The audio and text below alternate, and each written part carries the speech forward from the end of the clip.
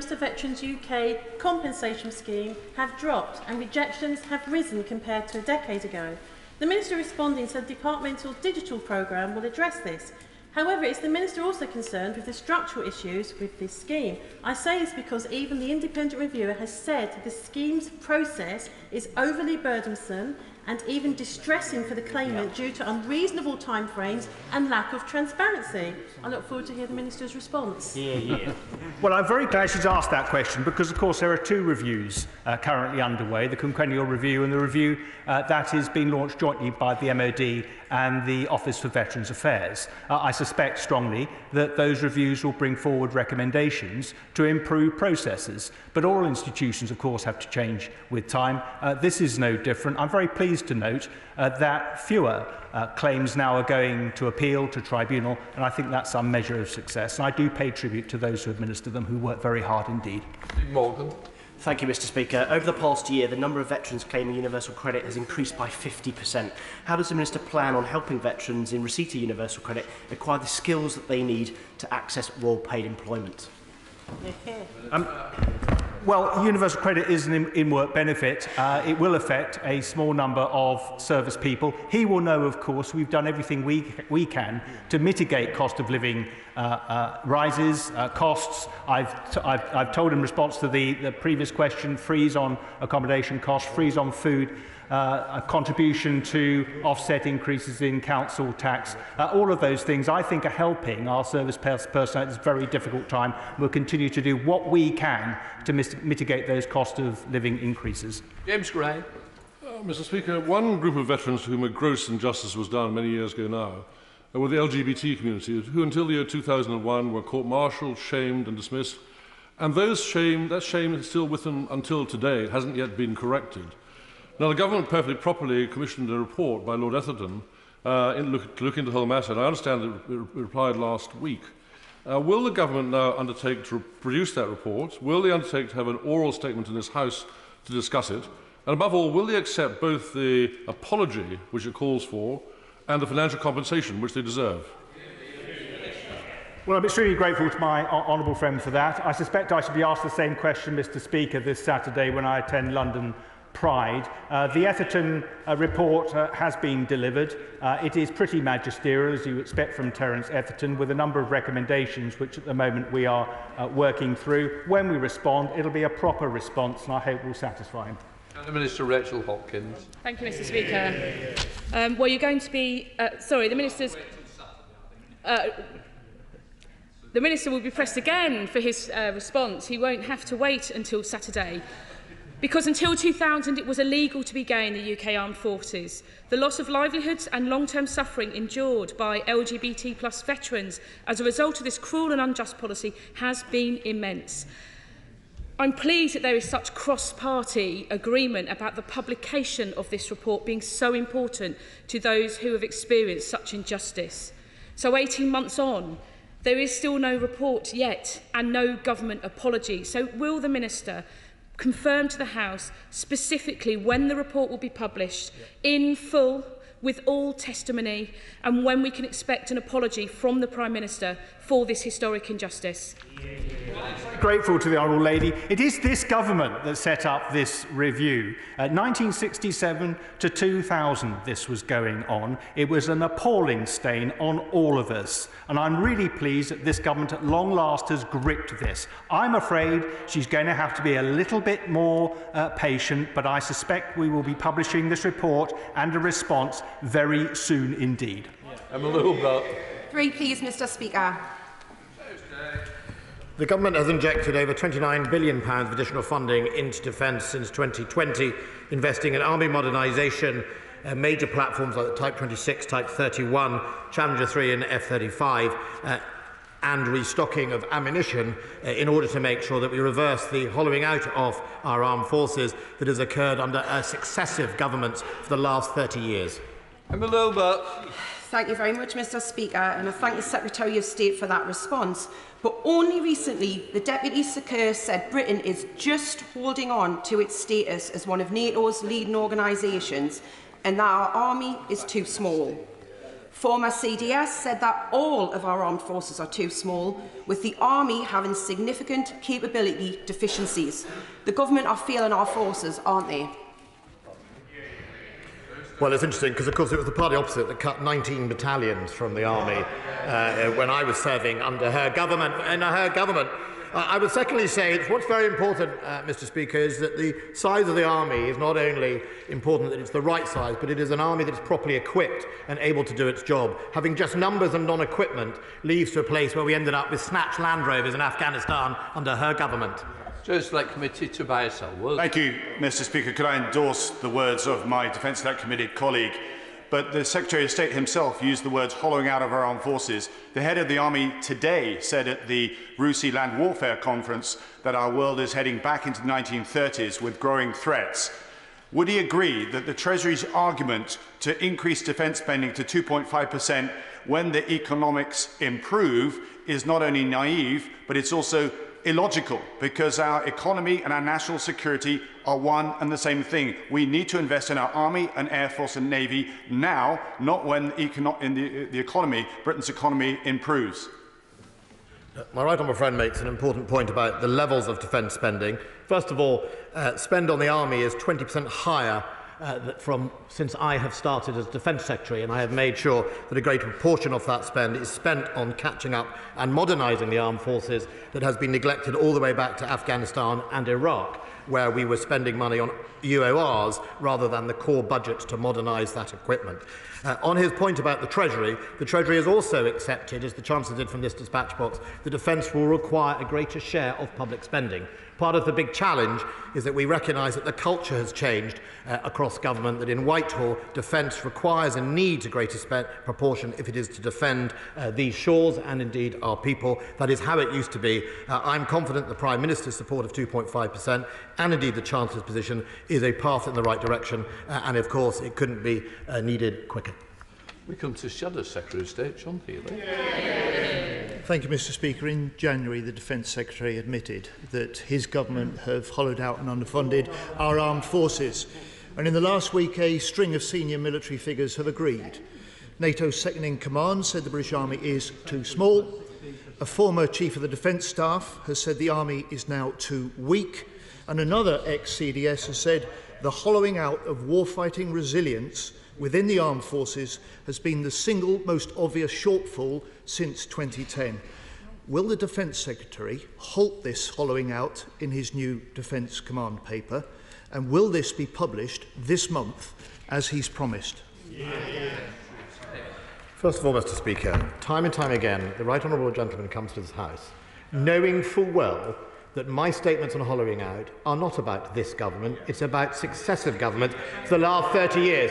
Mr. Speaker, I would ask you to look at that statement, because that statement verges on misleading the House, Mr. Speaker. It verges on it. He knows that is the fact. I have consistently pointed out that that is not the case, but he continues to use this in this House. The way we have started to reverse is an increase of £29 billion into the core funding of the armed forces. And whatever I have done with that new money, Mr. Speaker, I have made sure that it is there to properly equip all the people of the armed forces and properly support them. There is no point playing a numbers game when men and women could be sent to the front line without the right equipment. Yep. All we see from the party opposite is a numbers game without any money attached. Yeah. John Healey. Well, I have his exact words here, Mr. Speaker. It's January the 30th, column 18 of Hansard, and after inviting me to get Labour's shortcomings off my chest, he said, "I am happy to say that we have hollowed out and underfunded." Now, he boasts about being the longest-serving Tory Defence Secretary, but in 4 years, he's failed to halt this hollowing out, he's failed to fix the broken procurement system, he's failed to win fresh funding this year, even to cover inflation, and he's failed to stop service morale reaching record lows. Does he not see it as a national embarrassment for Britain to go to next month's NATO summit as one of only 5 NATO nations that has not rebooted defence plans since President Putin invaded Ukraine? On that quote, Mr. Speaker, I said if he admits that Labour had hollowed it out under its term of office. How convenient How convenient to forget that the whole point is that in 30 years, the point was after the Cold War, successive governments pushed defence to the side and not to the centre. And when he talks about my record in defence, let's look at defence procurement, because he's fond of coming to the dispatch box about that. In 2009 under Labour, 15% of projects coming out of the armed forces were overpriced, overcost, and 28% of them, the average delay was 28%. It's now 4% are overcost and 15% of each project is delayed. We cut the bureaucracy in DNS from over 27,000 to 11,400. That's value for money, and at the same time, we've got a real increase in the defence budget, and we've injected £29 billion of additional funding. Rebecca Longby. Question number 4, Mr. Speaker.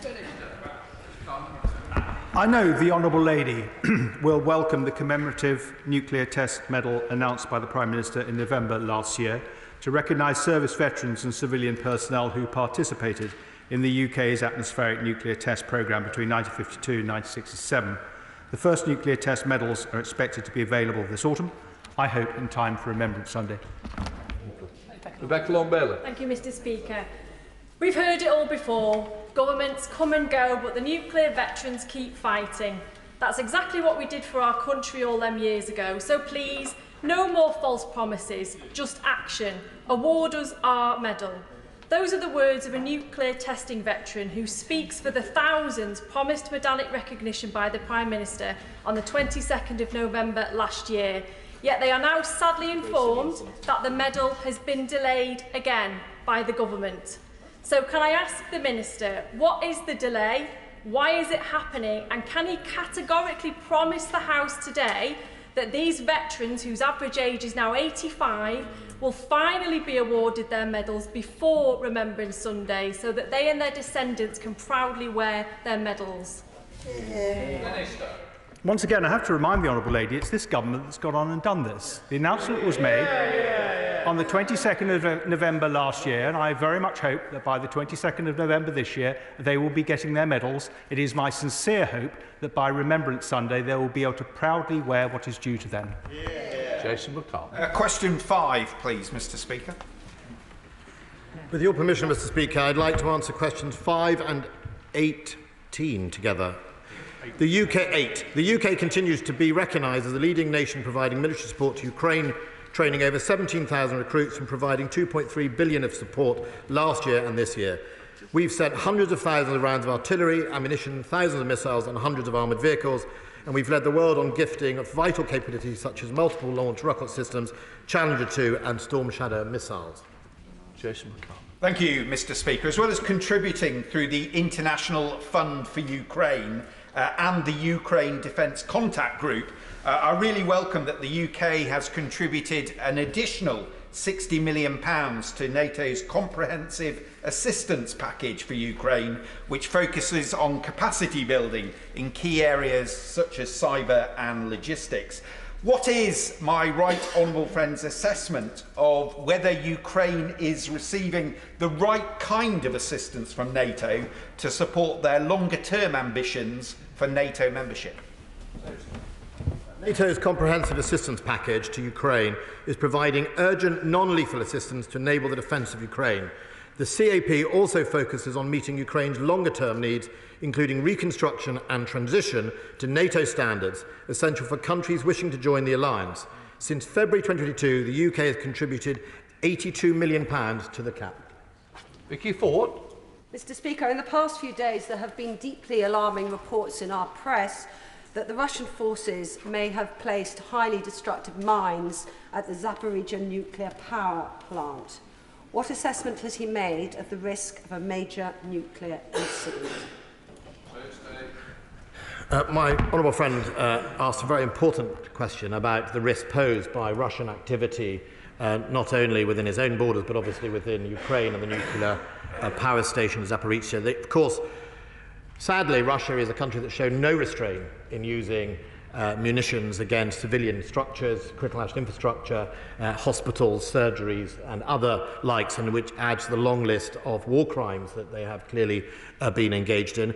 We monitor it very closely. We work with the international community to make sure that everything that can be done is done to protect that nuclear power station and reminding not only through ourselves but through third countries Russia of its obligations to protect the people and the civilian population. Christopher Bryant. Thank you, Mr. Speaker. I fully support all the munitions that we've been able to provide to Ukraine, and I hope we'll be able to continue doing that for the foreseeable future, and certainly until Putin loses. But can I just ask him, it seems quite often that different countries, different allies of Ukraine, are giving different kinds of bits and pieces of armament and munitions, and that doesn't necessarily add up to more than the sum of its parts. Wouldn't it be better if we now looked forward into the future by commissioning jointly so that we were getting more material at cost directly through to Ukraine? The Right Honourable Gentleman makes a really important point. First of all, in order to better coordinate the gifting, we set up at the beginning the IDCC, the International Donor Coordination Cell, with about 80 British personnel in the lead of that alongside the United States, to make sure that what they were asking for is what they got, but also it was coordinated across the international community, because we all have different armories. But also in recognition of his very important point about how do we develop and encourage a sustainable supply chain to them. Britain, alongside Denmark, set up the International Fund. We've already committed £250 million last year and another £250 million this year. It's topping up towards €1 billion of funding plus, specifically with one of the tasks to commission from effectively supply chains and manufacturing plants. So there's a long-term solution to their need to make sure that rolling off the production lines is that munition, because we all have finite stocks, and that's why we're going to use the cash in that fund to start commissioning, and we already have done. Richard Ford. Thank you, Mr. Speaker. The Liberal Democrats are supportive of what the Secretary of State sets out in terms of the supply of arms and equipment to Ukraine for its sovereign defence. I wonder whether the Secretary of State has assessed what effect the Storm Shadow missile has had on operations, and also whether he could let us know whether other allies, such as the United States, also intend to provide long-range precision-guided missiles. I'm grateful to the honourable gentleman. The Storm Shadow missile has had a significant impact on the battlefield, is my understanding. Its accuracy and its ability to deliver successfully the payload as sent and designed by the Ukrainians has been almost without fault. And I think that is an extraordinary achievement of both of the engineering that went in it, but also of the Ukrainians to deploy it and use it as they need to. It has had an effect on the Russian army, mainly around its logistics and its command and control. It shows the importance of deep fires, and we absolutely would urge other international partners to come forward with their deep fires that are required. When HIMARS was put in the M270s, that has a range of 80 kilometres, that had a similar effect, and then the Russians moved many of their C2 nodes out of range, which is why deep fires became important. I think the key here is to recognise that if the Russians move out of range, we must work together internationally to make sure that the equipment is given to make sure they are back in range. Mary Robinson. Question 6, Mr. Speaker. With permission, Mr. Speaker, I'll answer questions 6 and 13 together. Last week, the Ministry of Defence published the Haythornthwaite Review into Armed Forces Incentivisation. Rick Haythornthwaite and his team have done an absolutely brilliant job. Defence is now working out how to implement the recommendations, but I think it's true to say that Haythornthwaite addresses our pressing need to build a firm foundation for an increasingly skills-based future in which Defence will have to compete extremely hard if it is to continue to recruit and retain the very best. Mary Robinson. In February of last year, we were informed that the Ministry of Defence was actively considering recruiting people with neurodiversity. This will have given hope to many, including my constituent, who does not believe his autism diagnosis should be a barrier to service. Could my right honourable friend advise what is the status of these considerations, and would they look at running a pilot scheme so that neurodiverse individuals are encouraged to give their skills to the armed forces? Well, look, we're really proud of the wide-ranging makeup of our armed forces, including many neurodiverse people currently. The Haythornthwaite Review recognises that tomorrow's defence will be very different to today's, and its people will be too. I agree with the thrust of my honourable friend's very perceptive question, and anticipate that the skills and attributes we will need in the future will mean casting the net much wider than before. Selene Sachs-Smith. Thank Thank you, Mr Speaker. In North Devon, our two military bases, Chivner and Arromanches, have units specialising in logistics, engineering and unmanned marine technologies. What steps is my right honourable friend taking to encourage more budding young engineers to fulfil their technical education and work prospects within our armed forces? Look, the Ministry of Defence is deeply committed to supporting future engineers, both inside and outside the armed forces. The MOD is one of the largest deliverers of UK apprenticeships. We have 22,000 on 100 different apprenticeships at any one time. Furthermore, the Haythornthwaite Review and the Pan Defence Skills Framework will take skilling of our defence people to the next level. Jim Shan. Thank you, Mr Speaker. Can I thank the Minister very much for his response. When it comes to cybersecurity, Northern Ireland leads as one of the leading regions of the United Kingdom that are pushing that very, very hard. Does the Minister and has the Minister given any consideration to ensuring that companies that are involved in cybersecurity, we have many in Northern Ireland and south east of England here as well, could work in partnership with the MOD to ensure that those skills that have in private partnership are used in the Army? I absolutely agree with the Honourable Gentleman. I think one of the things we are going to see in the future is much more zigzagging between the armed forces and the industry. And back again, as it happens, so-called zigzag careers, and Haythornthwaite touches upon some of that. Going forward, I anticipate a much closer relationship, working relationship, between the armed forces and industry. We're all in it together. Minister Luke Pollard. Thank you, Mr Speaker. On Armed Forces Day last week, as a nation, we thanked our armed forces for their service. And as a nation, we rightly invest in the skills of those who serve. But year after year, we are seeing more people with essential skills leaving the forces. Satisfaction with service life has plummeted from a recorded high of 61% under Labour in 2009 to 42% today. And, Mr Speaker, it's even lower at 39% for junior ranks. So can the Minister tell the House what is his plan to restore morale, to help keep the skills we need in our armed forces? And by the time of the next general election, will morale in our forces be higher or lower than it is today?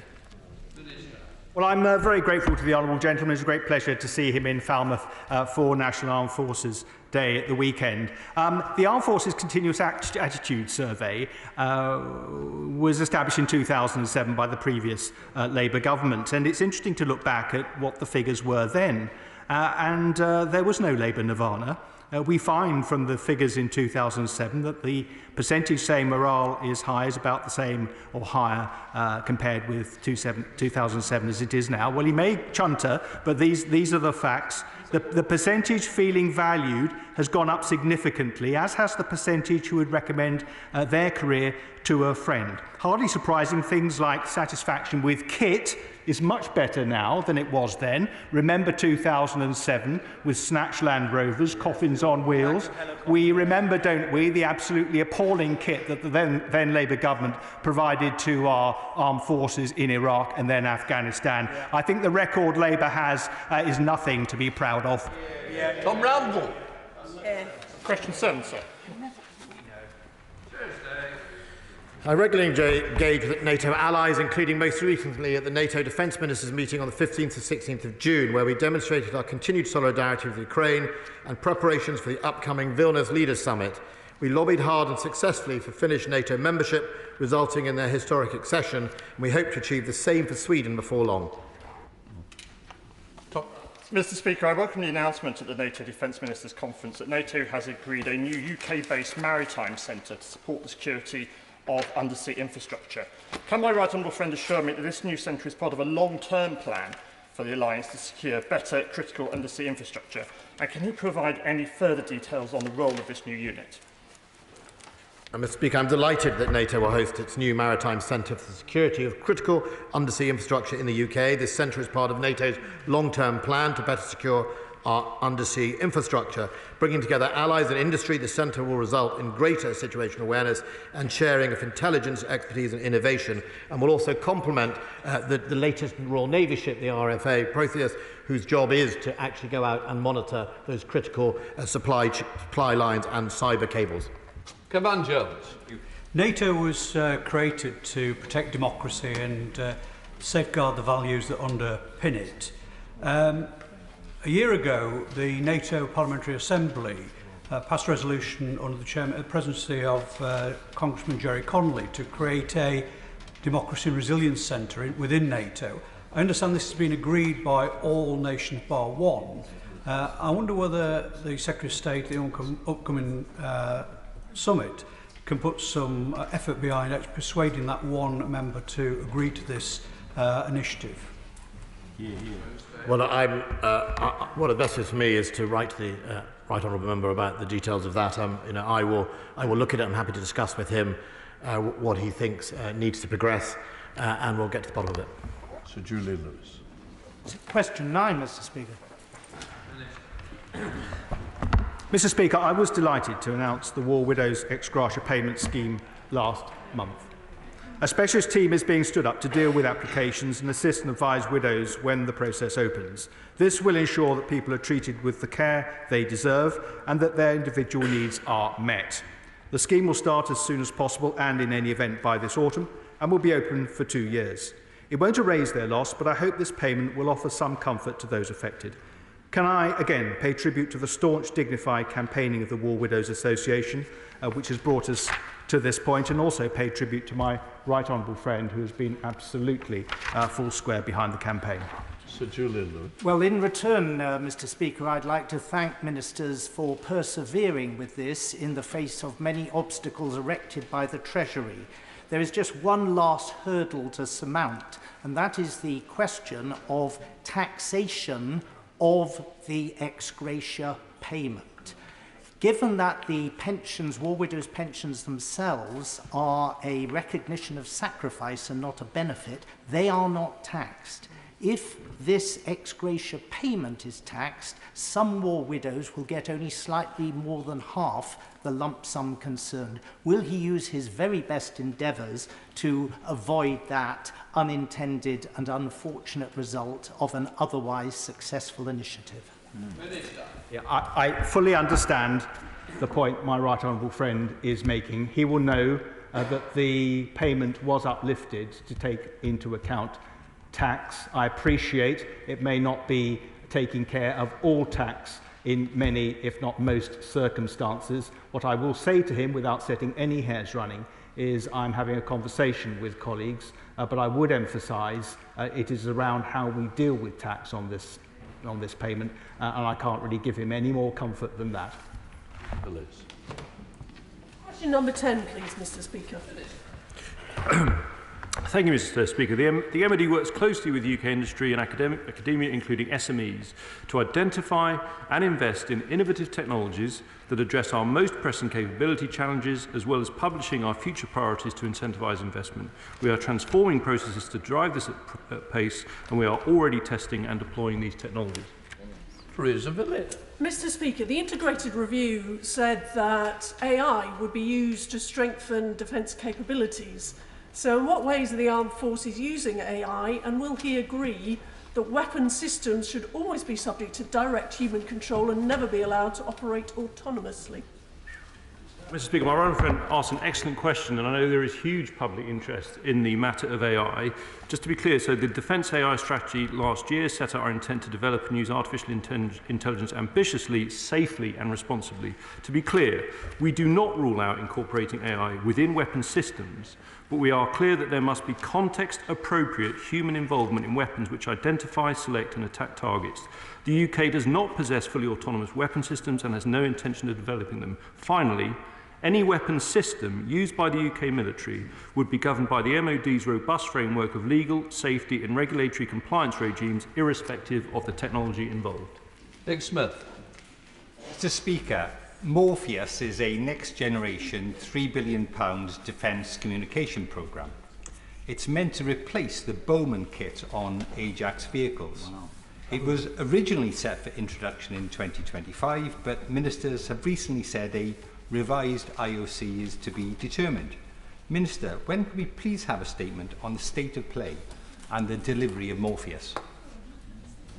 Well, I'm going with the Honourable Gentleman. He asked an important question. This is an important programme. We are still committed to Morpheus, but there is a limit to what I can say at the moment because we are having contractual discussions with the supplier, but I hope I can say more in due course. As to Ajax, just to be absolutely clear, the intention is to upgrade the Bowman operating system within Ajax as the next step. Leicester. Question 11. With your permission, Mr. Speaker, I'll answer this question together with question 16. We're driving the delivery of capability to the front line. Over a 2-year period to December 22, we have seen a 1-year reduction in the average programme duration, but we can do more to improve, and we are committed to learning the lessons of the Sheldon Review. Bill Leicester. On the 13th of March, the Defence Secretary told me that UK steel was not specified in defence procurement because, in his words, we do not manufacture the type of steel required. But according to UK steel producers, this isn't true, as they adjust production lines to match the needs of each contract. Now he knows that our steel producers can deliver. Will he do what all other major countries do for reasons of national security and guarantee to use domestically produced steel in defence procurement? Well, I actually don't accept that. I mean, I'm happy to write to him with the details. Our position is, obviously, we want to use UK steel. We recognise its quality, but there will be cases where the appropriate steel has to be sourced from elsewhere, and obviously, ultimately, we have to deliver the equipment that is required for our capabilities. John Speller. Thank you, Mr. Speaker. And can I say it's probably a bit of a shame that after he missed out on the Secretary of State, Secretary of NATO job, that the Secretary of State seems to have reverted to no more Mr. Nice Guy mode today. But it may improve as the day goes on. But can I ask the Minister in an amicable way, why, when following Ukraine, every major military industrial power is relentlessly focused on building domestic industrial capacity? Yep. Why is he stubbornly refusing to do the same? And his last answer on steel shows again the mindset hasn't changed. So why won't he back British industry and British military resilience?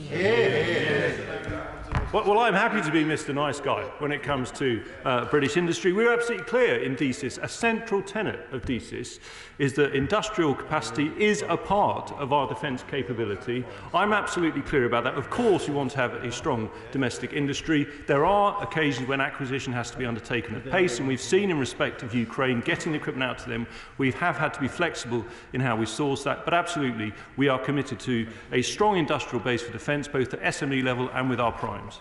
Thank you, Mr. Speaker. Will my honourable friend look at how the MOD could support the UK's domestic supply chain by requiring prime contractors to adhere to a 30-day payment code for all defence suppliers, regardless of where they sit in the supply chain?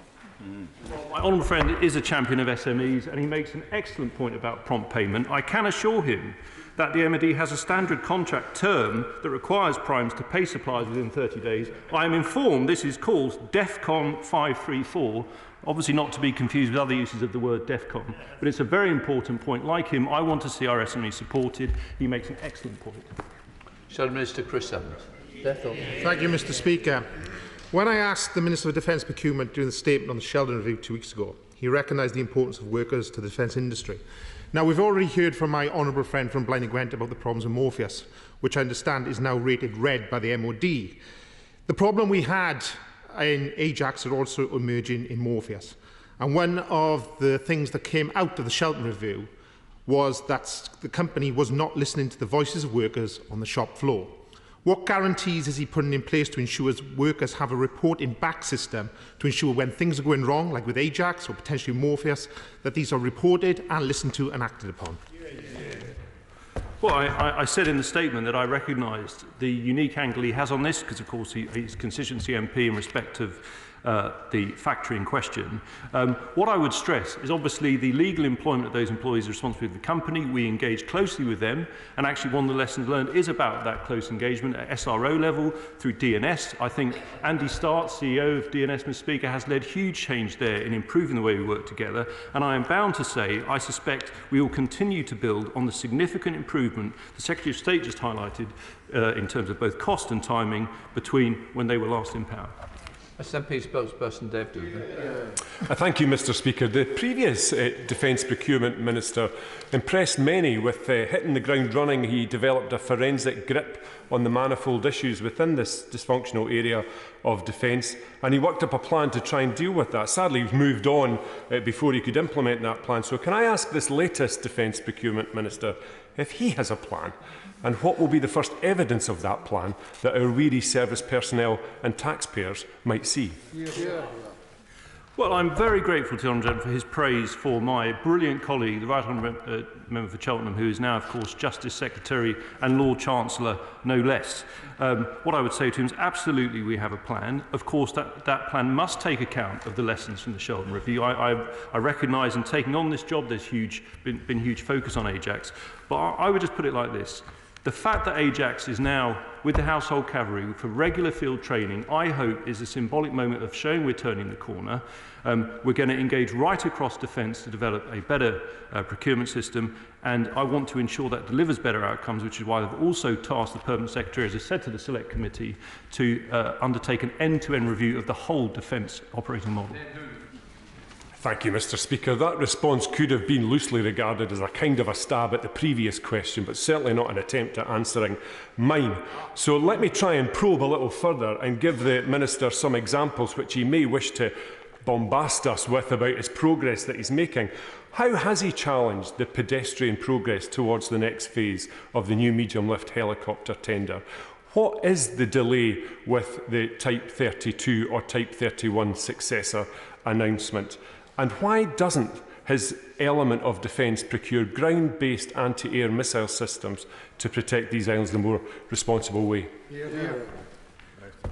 Well, he's ranged a long way there from air to ground. So I would just say that the key element here is to strengthen the speed and agility of our procurement, whatever the platform in question. Some of the platforms you refer to actually at the conceptual phase anyway. I'm committed, Mr Speaker, to driving pace, because ultimately what this is about isn't just we don't want to have the delays we've seen in some notable programmes whilst noting that overall time is improving. Mr Speaker, we need pace because that's how we maintain our competitive edge ultimately with our international adversaries. This will be helpful as well. Matt Weston. Number 12, please, sir. The Ministry of Defence fully recognises the importance of safe, good quality and well-maintained homes. In the last 7 years, Defence has invested more than £936 million in service family accommodation. This includes £185 billion last year on modernising homes, tackling damp and mould and improving thermal efficiency. Currently, 97% of mod SFA meet or exceeds the government's decent home standards. Only these properties are allocated to service families. We strive to do better, Mr Speaker, but for context, the figure for social housing is 91%. Thank you, Mr Speaker. I'm sure the Minister will have noticed when he's been around various sites that just the substandard quality of the accommodation, indeed squalor in certain places. And the Minister will also know that there are some 800 armed forces families living in potentially unsafe homes that have not yet had gas safety checks. Can the Minister confirm what action he is taking in his government to make these homes safe? Yeah, well, I'm grateful to the for the question, Mr Speaker. On gas and electric safety, my honourable friend, the Minister of Defence Procurement, was made aware of this issue on the 2nd of May, and he worked exceptionally quickly to remedy the issue. Currently, there are some 555 gas safety certificates outstanding. That number is plummeting dramatically, and I can tell him that they'll be cleared, almost all cleared, by the end of June. I think that's a measure of some success. Mr Speaker, if a private or professional landlord didn't properly complete these safety checks, they would be sued. It's completely unacceptable that we put armed forces personnel and their loved ones at risk 4 months because the FDIS contract that is meant to do this is completely broken. If the head of the Defence Infrastructure Organisation, who's meant to oversee this, is completely out of his depth, which some of us believe he is, after this, shouldn't he consider his position? Well, I'm very grateful to my right honourable friend. I think the important thing is that our honourable friend, the Minister, when he got to know about this, acted immediately to put the matter right. I'm not really interested in getting people's scalps. I'm interested in putting the matter right, and that's exactly what is happening. Andrew Bridgen. 14, Mr. Speaker. Thank you very much, Mr. Speaker. Good afternoon. The UK applied to the Permanent Structured Cooperation Military Mobility Project to help shape EU military transport procedures and infrastructure, addressing impediments to moving military personnel and assets across Europe at pace. We are negotiating the technical terms of our participation in the form of an administrative agreement, and we have reached agreement on the majority of the text. Andrew Bridgen. Thank you, Mr. Speaker. Sir Richard Dearlove, former head of MI6, has given evidence to House committees on this issue, and he questioned why we were joining this and who had authorised it. He also stated that membership of these European Union defence structures are not an a la carte menu where the UK can choose what it wants and reject what it doesn't. It's very much a take it or leave it all or nothing situation. Does the Minister agree with Sir Richard's assessment? Well, Mr. Speaker, conspiracy isn't as rife as the honourable gentleman seems to think. You can indeed choose which parts of PESCO you wish to be in, and the mobility project, which coordinates the development of infrastructure for the movement of NATO weapons and platforms across Europe, seems to be a pretty good thing on which the UK should seek to cooperate with the EU on. David Jones. Thank you, Mr. Speaker. As my right honourable friend has mentioned, the UK at the moment is considering acceding only to the military mobility element of PESCO. There are, however, over 60 separate elements. Can my right honourable friend indicate whether the government is considering joining any of those other elements? Well, Mr. Speaker, we'll consider them on a case-by-case basis. Where there is merit and where it is in the UK interests to work with the European Union to the advantage of NATO and our own national interest, we will, of course, do so. But we won't do so blindly out of habit, only when it's in our interests. Stop it till Scott Benton. Number 1, Mr. Speaker. Mr. Speaker, as part of their summer campaign to reclaim illegally occupied territory, Ukraine has already recaptured approximately 300 square kilometres. That's more territory than Russia seized in its whole winter offensive. They continue to make gradual but steady tactical progress, undertaking major offensive operations on 3 main axes in the south and eastern Ukraine.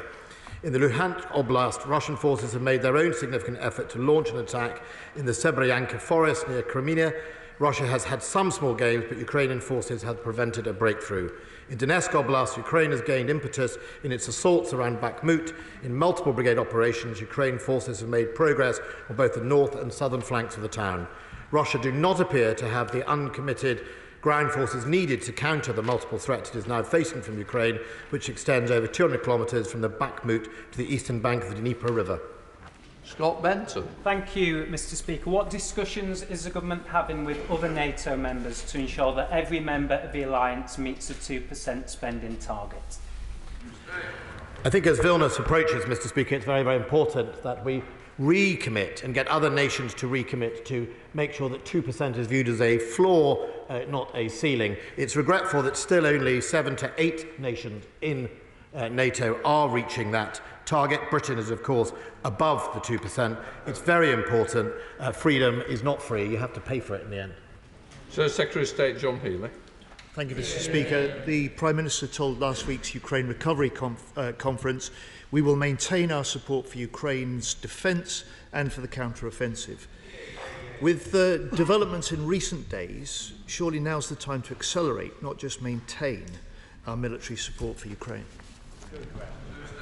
Well, our support from Ukraine is made up of 2.3 billion. Not all of that is committed, and we continue to make sure that whatever Ukraine needs, we can try and give, and if we don't have it, whether we can use our network around the world to access it on their behalf. It's also important to make sure that we all focus on this offensive and give Ukraine what it needs for that offensive. The key test will be getting through all those defensive lines and to make sure that Russia is pushed back and is challenged from going into effectively a frozen conflict that Russia would, of course, like. I think it's important, though, to note it's easy for the comfort for all of us in London to say that.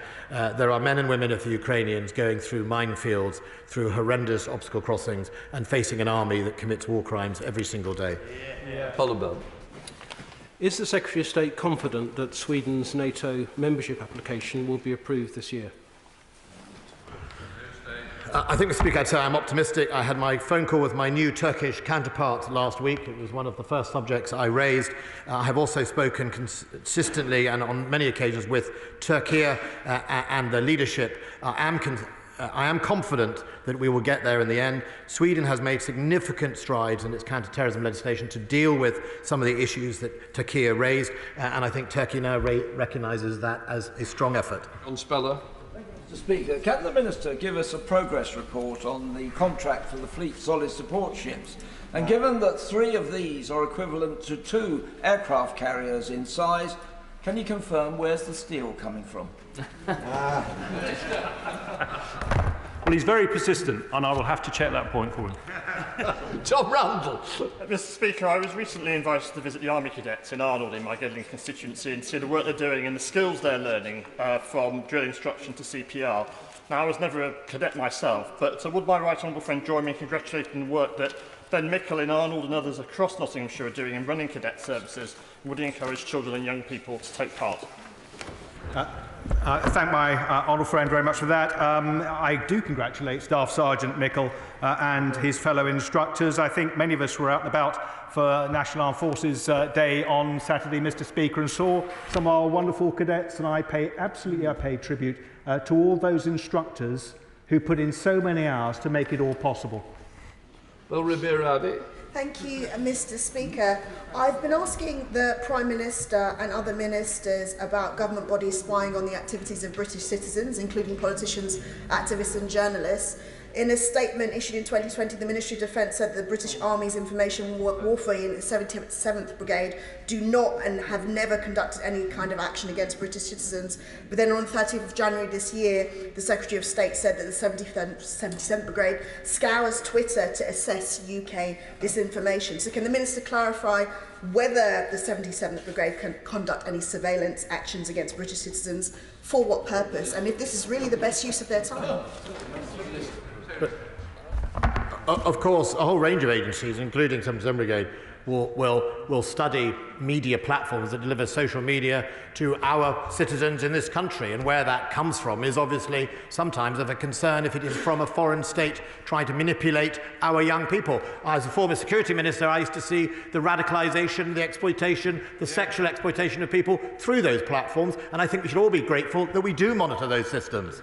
Mr. Speaker, questions today have highlighted how important strong deterrence is at the moment, and accordingly, and I'm sure both people across the UK and my constituents will be taking a real keen interest in the outcomes of the NATO Leaders Summit in Vilnius in a couple of weeks. So I wondered if my right honourable friend could perhaps just outline what he believes or would consider to be positive outcomes for the UK defence at that summit.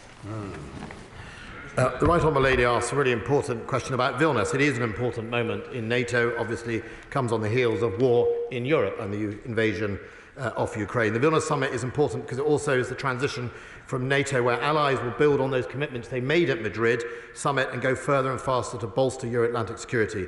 The UK remains committed to supporting Ukraine for as long as it takes. The most powerful deterrent is our commitment to Article 5 of the North Atlantic Treaty, backed up by modern, credible forces, and it continues to hold firm.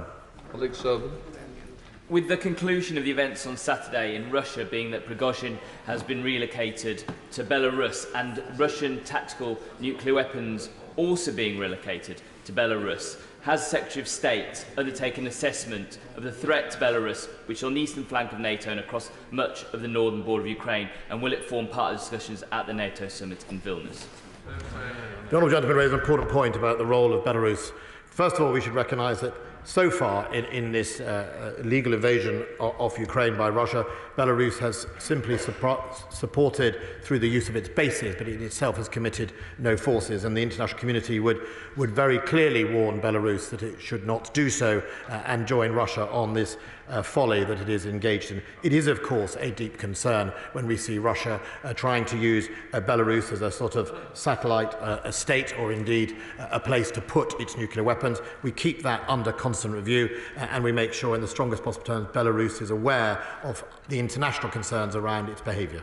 Sir Michael Fabricant. Thank you, Mr. Speaker. The war in Ukraine will have given us some insight into Russia's war tactics. Now, the Defence Command White Paper will soon be published, I believe, and it'll be looking at investment decisions for the British Army and armed forces in general from the 2030s and beyond. What lessons have been learned from the war in Ukraine, and can you give us some insight into what sort of investment will be undertaken? I can say to my right honourable friend that the Defence Command paper will be published before recess. I'm hoping it will be published sooner rather than later. It is currently in the position of write round to the rest of the government and make sure that we are recognising what's happened in Ukraine. One of the biggest lessons of Ukraine is whatever army you commit, you must make sure it is protected 360 degrees with air defence, electronic warfare, signals intelligence and the ability to reach at range. If you just do numbers, you end up... Thank you, Mr. Speaker. In terms of aircraft carriers, it seems that the Prince of Wales is the spare. Why is it the ministers are struggling to manage the repairs of this vital NATO flagship? Well, it's an amusing way of putting the question, but actually it's a serious point. Our plans actually have not been affected in operational terms, because it was always planned that Prince of Wales would return to flight trials this autumn, and that remains on schedule. Sir Duncan Smith. Mr. Speaker, to say to the Secretary of State, 40 years ago, Sir Galahad was struck during the course of the Falklands crisis, and many, many Welsh Guardsmen lost their lives and burnt to death. I've just attended a meeting of the widows and the children and some of the veterans. They've been desperate to get to the bottom of exactly why this happened, and they've been blocked through no releases. I had to beg my right honourable friend to allow us, some colleagues across the floor, to come and see him about the release of that information. My right honourable friend might like to know that former colleagues of mine from the Household Division, from the Welsh Guards and others have also been in contact with me. I have asked to see the papers that have not been released. I'm not sure what powers I have to overrule decisions that were made earlier, but I think it is important for closure and for relatives to get to the bottom of their questions. Mr. Stevens. ECVC Hub, Community Veteran Support, Helping Heroes, 3 wonderful charities helping veterans in Glasgow South West. With veterans' mental health still an emerging field, can I ask ministers to consider providing a costed research and development plan to find innovative approaches to this vital research? Well, I'm very grateful to the honourable gentleman. He'll be aware of the range of mental health support services that are open to our veterans, in particular Op Courage, and he will be interested to note Op Fortitude. Of course, there's always more we can do, particularly for those who have suffered as a result of their service. But I think it's important to say that, in general, service in our armed forces is a positive for mental health and not a negative. James Sunderland. Mr. Speaker, given the events over the weekend, and I accept we've got the FCDO statement in due course, what MOD assessment has been made of Ukraine's ability to win in Ukraine? The United Kingdom has always been confident that, given the right international support, the right leadership and the right investment, Ukraine can defend its nation and see off this aggressive, illegal Russian invasion. Drew Hendry. The Armed Forces Attitude Survey results have just been published, and they showed that less than a third of personnel believe that their basic pay is adequate. Nearly a quarter are looking to leave the forces. Will the Secretary of State admit that it's high time he increased basic pay across the public service but especially for those in uniform.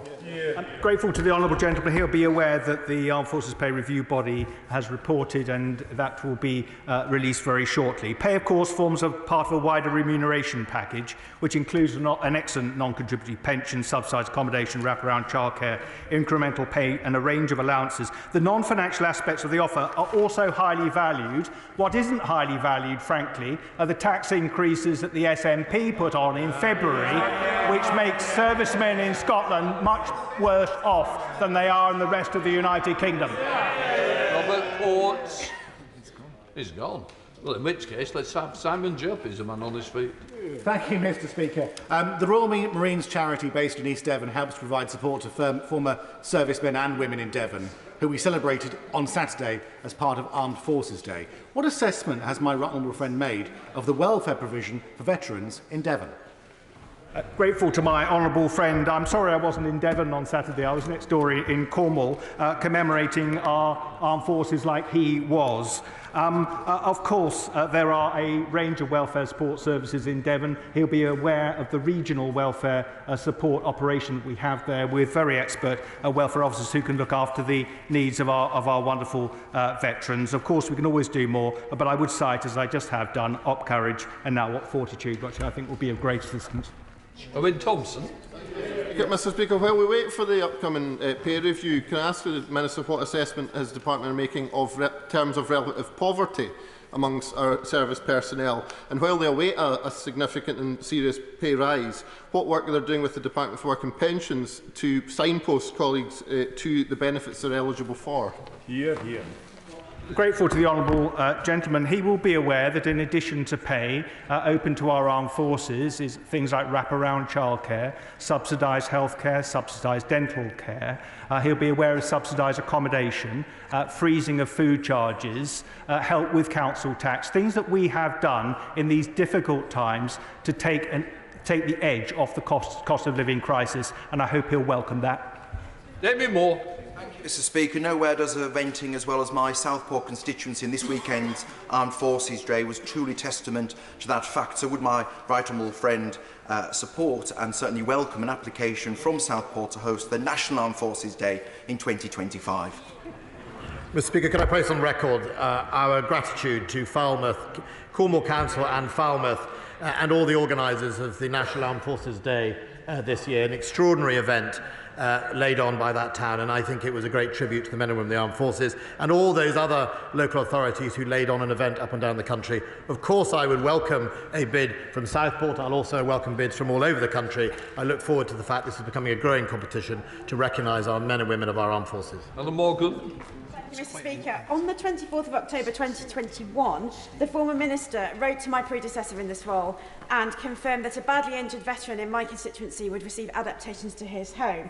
Delays ensued, and last week I had a meeting with the DIO in which he declined to turn his camera on and said that it hadn't been signed off by a person with the right authority. Could the Minister confirm whether the former Minister had the authority, and will he honour it? Sorry, the Honourable Lady is more than welcome to write to me with the details. We'll look into it as soon as possible. As we've already heard, we were lucky enough to welcome the National Armed Forces family to Falmouth on Saturday for the National Armed Forces Day. From cadets to veterans and the air display and all the National Armed Forces personnel, I'd like to ask the Secretary of State whether he agrees with me in thanking everybody for their efforts that this was actually the best Armed Forces Day we've ever experienced. Well, it's certainly the best MP for Falmouth, who's been very, very good at lobbying and making the case for Falmouth. And I'd certainly say Falmouth did an excellent event, but I'm not going to risk insulting all the previous nations who did a fantastic job as well.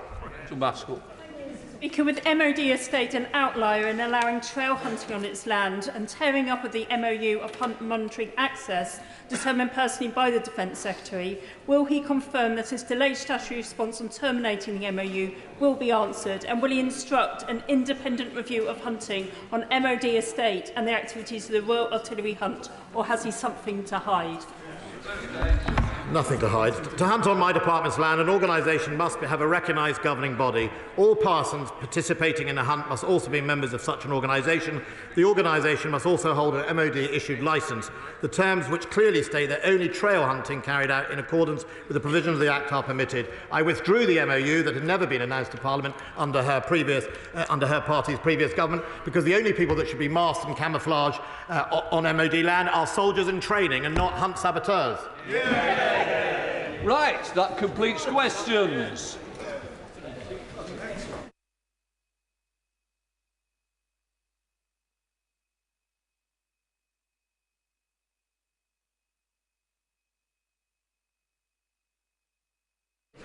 Right, we now come to the first of the statements. I call the Chancellor of the Exchequer. Mr. Speaker, last week the Bank of England increased interest rates to 5% as the UK, like other countries, grapples with high inflation. We are steadfast in our support for the Independent Monetary Policy Committee as it takes whatever action necessary to return inflation to the 2% target in the medium term. Nonetheless, I know that higher inflation and interest rates cause anxiety and concern for many families. That's why the government is already supporting families with one of the largest support packages in Europe, worth £94 billion, or £3,300 per household on average. As interest rates rise, I will not take action that undermines the Bank of England's monetary objectives, but where there are non-inflationary measures we can take to relieve the anxiety faced by families, we will do so.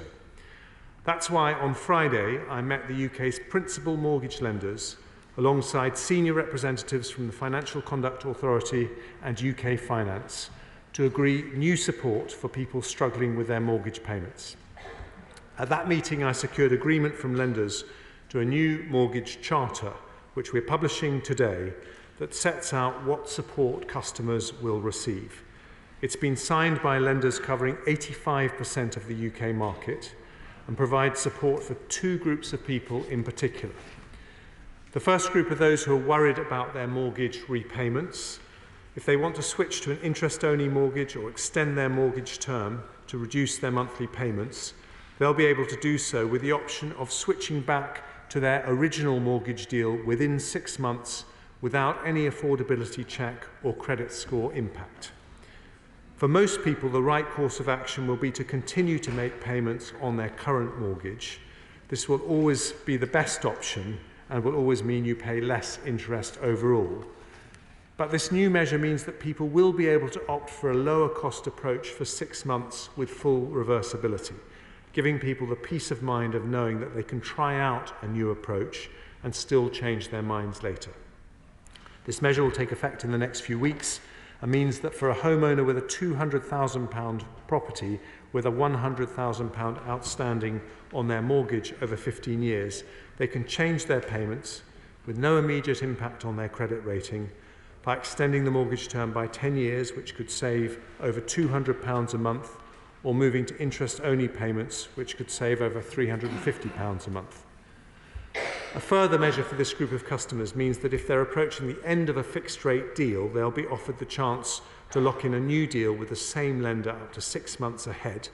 However, they'll still be able to apply for a better like-for-like deal with the same lender with no penalty if they find one until their current deal ends. This will provide people with more flexibility and optionality to find the best deal for their circumstances. The second group of people we are supporting are those who are at real risk of losing their homes because they fall behind in their mortgage payments. Mortgage arrears and defaults remain at historically low levels, with under 1% of residential mortgages in arrears in 2023, and at a lower level than just before the pandemic. Nonetheless, for the families involved, it is extraordinarily distressing to lose your house. So we want to do all we can to support people who find themselves in such a challenging financial position. As part of our strong regulatory framework for mortgage holders, banks and lenders already provide tailored support for anyone struggling and deploy highly trained staff to help such customers. Support offered includes temporary payment deferrals, part interest, part repayment, as well as extending mortgage terms or switching to interest-only payments. To supplement that, we've agreed as part of the mortgage charter that in the extreme situation in which a lender is seeking to repossess a home, there will be a minimum 12-month period from the first missed payment before there is a repossession without consent. And anyone at all who is worried they could be in this situation should know they can call their lender for advice without any impact whatsoever on their credit score. Lenders will also provide support to customers who are up to date with payments to switch to a new mortgage deal at the end of their existing fixed rate deal without another affordability test, and provide well-timed information when their current rate is coming to an end. Taken together, these measures should offer comfort to those who are anxious about the impact of higher interest rates on their mortgages, and provide support to those who do get into any extreme financial difficulties. The mortgage market itself remains robust, and the average homeowner remortgaging over the last year had close to 50% loan to value, indicating most people have considerable equity in their homes. Mr. Speaker, tackling inflation is the Prime Minister and my #1 priority. We said we would halve inflation, not because it was an easy thing to do, but because it is the right thing to do. And we won't flinch in our resolve, because we know getting rid of high inflation from our economy is the only way that we can ultimately relieve pressure on family finances and on businesses. And that is why we will seek to remove inflationary pressures in our economy and not stoke them. That is what the measures I have set out today will help to do, and I commend this statement to the House. Now come to the Shadow Chancellor of the Exchequer, Rachel Reeves. Thank you, Mr. Speaker, and I would like to thank the Chancellor for advance sight of his statement this afternoon. Families are worried, sick to their stomach, about what is happening at the moment. But the Prime Minister says, don't worry, it will all be okay. But it's not going to be okay for the millions of homeowners who face an average increase of mortgage costs this year of £2,900. And all of this during a wider cost of living crisis. Now, the Prime Minister told the country yesterday to hold its nerve. But where are people supposed to find the money in the meantime to pay for the Tory mortgage bombshell? The Chancellor and the Prime Minister have not yet said. For many, the Tory mortgage bombshell will mean holidays cancelled, families' savings draining away, and missing out on days spent with family and friends. But for others, it could be much worse. Not moving up the housing ladder, but heading down it through no fault of their own. The Chancellor doesn't need to take my word about how many people will be facing the Tory mortgage bombshell. He could speak to any of the 11,600 families in his own constituency who will be paying £450 more every month in mortgage costs alone as a result of this Conservative government. The Resolution Foundation estimate that millions of households will have to pay a combined total of £15.8 billion more in mortgage payments a year by 2026. That is just devastating. The Tories gambled last autumn with people's livelihoods, and since then things have got worse, not better. Yet ministers take no responsibility for the damage that they have caused and blame anything and everyone else. Yet again today, the government claims that there are global factors, that it's all global factors, yet the latest data show that a typical household in Britain is now paying over £2,000 more per year for their mortgage than in France, over £1,000 more per year than in Ireland or Belgium, and over £800 per year more than in Germany. Now, the Chancellor is going to need a better scapegoat. Labour set out our plans last week. Our measures were a requirement. Yes, a requirement. Because all lenders need to play their part when people are struggling. Our plan would have provided real help, but government have provided just a bad cover version. While many banks and building societies are doing the right thing by their customers, a voluntary set of measures is just not good enough. The Chancellor today said that the voluntary measures would cover 85% of the mortgage market.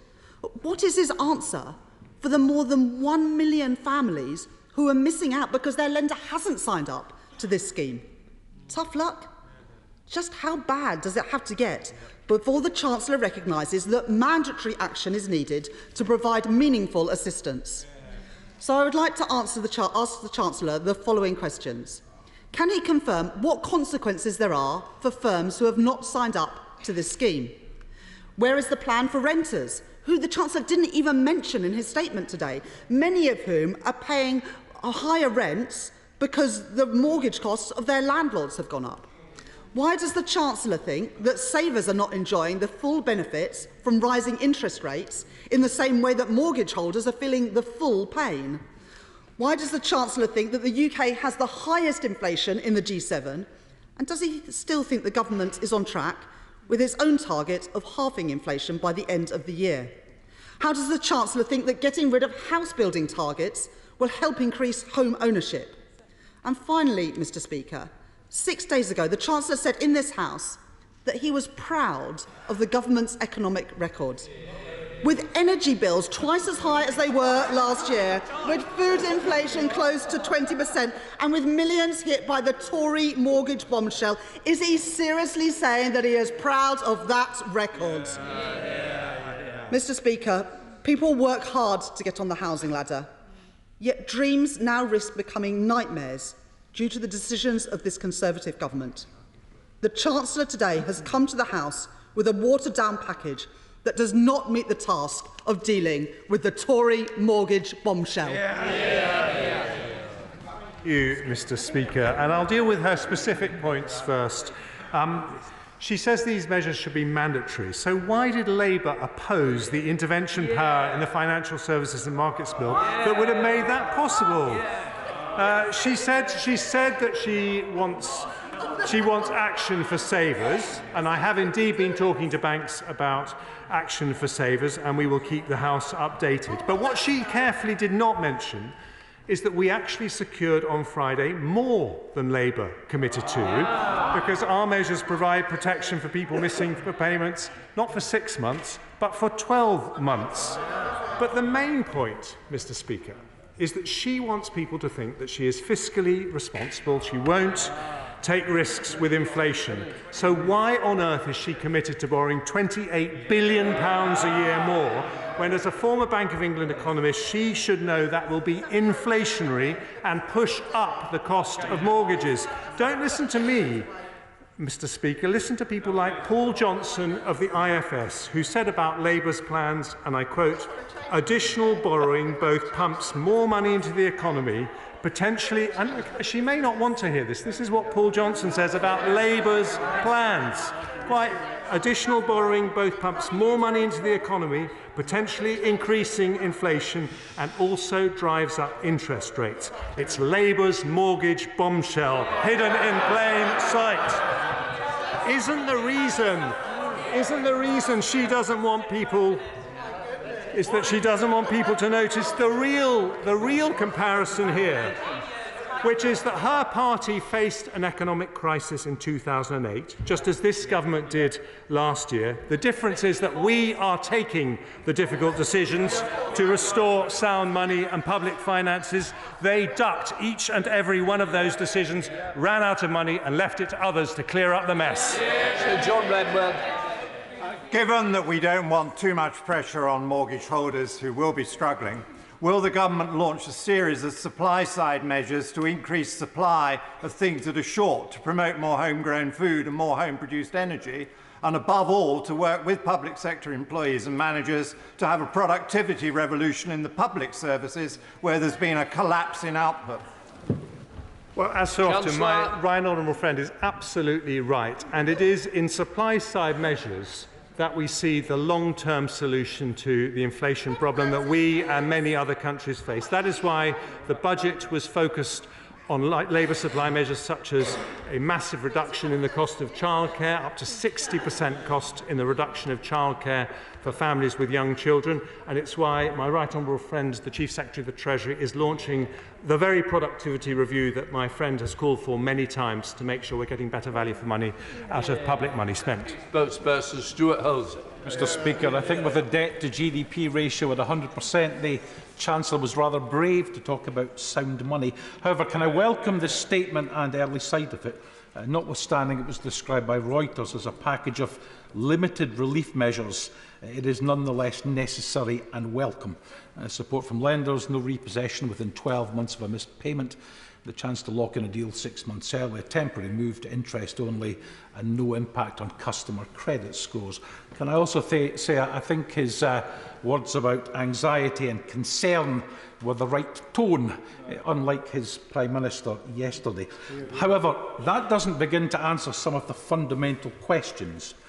Given the base rate drives the mortgage rate, and the base rate, as the Chancellor knows, is the primary tool the bank has to tackle rising inflation, is this now not the time to review the Bank of England's targets and tools?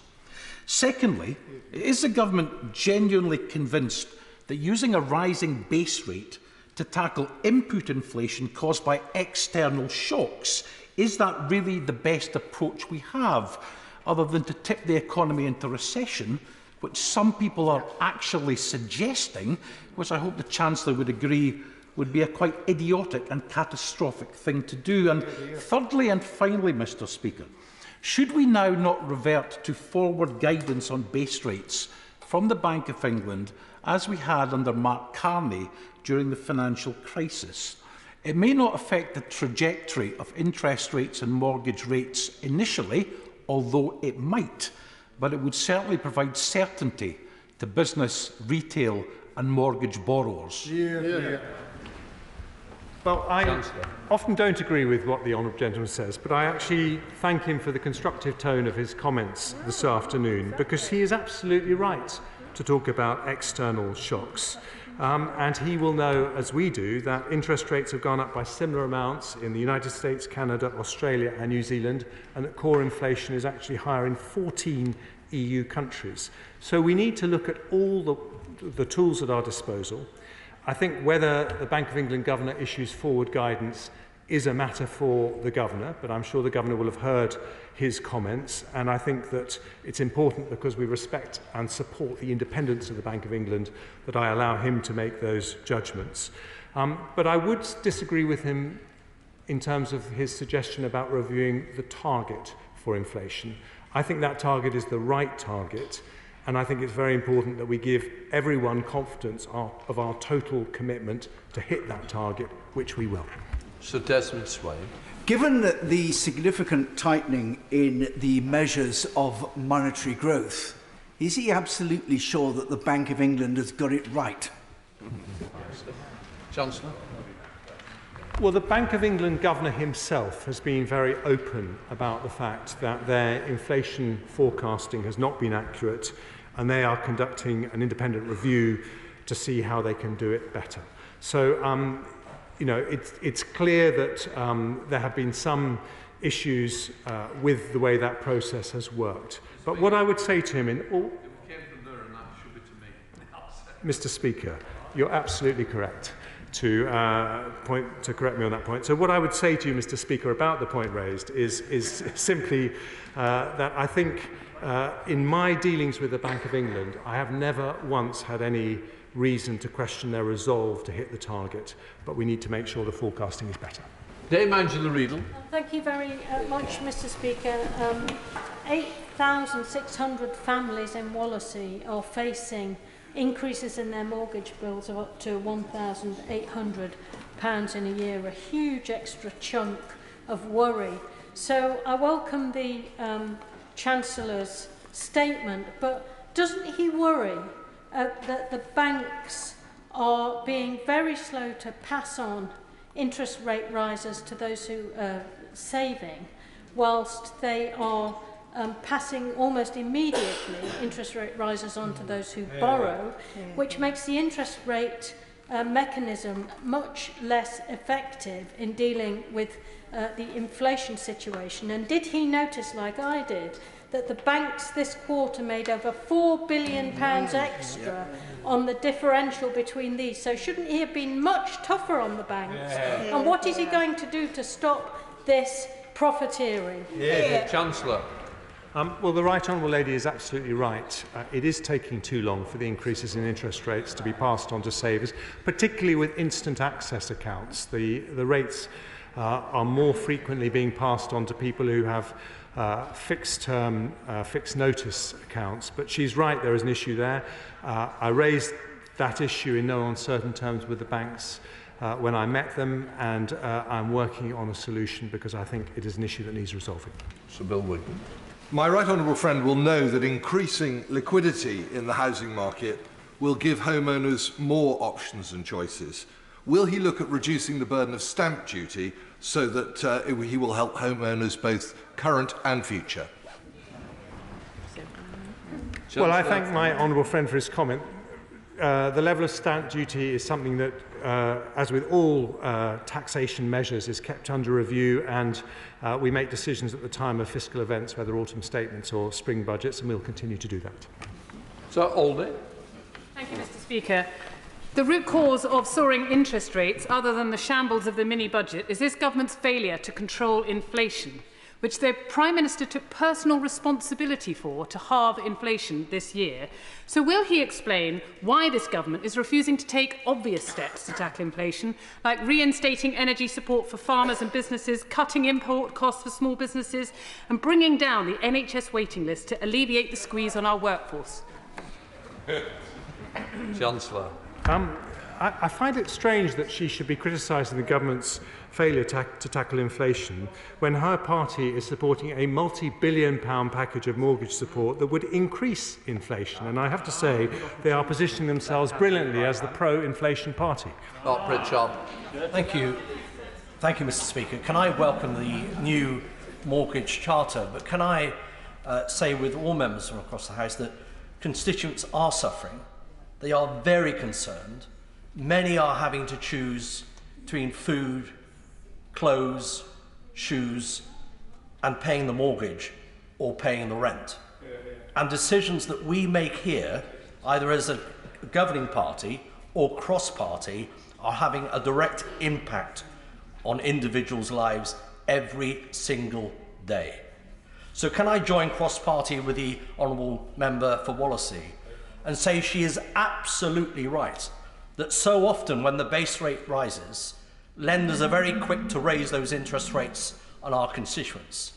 But when they fall, and they surely will fall, and hopefully very soon, possibly in the autumn, we'll see.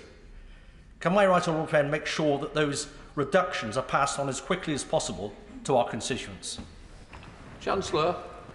Well, my honourable friend is right to draw attention to the human consequences in any economic shock. And I am extremely proud that under this government since 2010, 1.7 million people have been lifted out of absolute poverty, including 400,000 children. And that is why in the autumn statement we prioritised giving help to people facing the biggest challenges with a £94 billion package of support to help people through the cost of living crisis. But one thing that can definitely happen better than it is now is passing on increases in the base rate to savers. Doherty. Thank you, Mr. Speaker. One of the reasons why nearly 10,000 of my constituents in Cardiff South and Penarth are going to be hit by the Tory mortgage bombshell is that, of course, many of the deals which are coming to an end in this 12-month period were taken out when interest rates were below 2%. They're now at 5%. Will the Chancellor set out clearly what his private analysis is of the likely rises in arrears and repossessions over the next few months? I don't have any private forecast that I haven't shared with the House. What I can say is that they're currently about 0.9% of families with mortgages are in arrears, and that is nearly 4 times less than it was in 2009. Anna Firth. Thank you, Mr. Speaker. I thank the Chancellor for his statement, and a third of my constituents have mortgages and will welcome this range of measures. But now that the majority of the mortgage market is predominantly fixed, not floating, Would he agree that rising short-term interest rates will not necessarily result in falling inflation, and that we do need to look at other measures, and such as making sure that interest rates are passed on to savers so that they keep their money in the bank?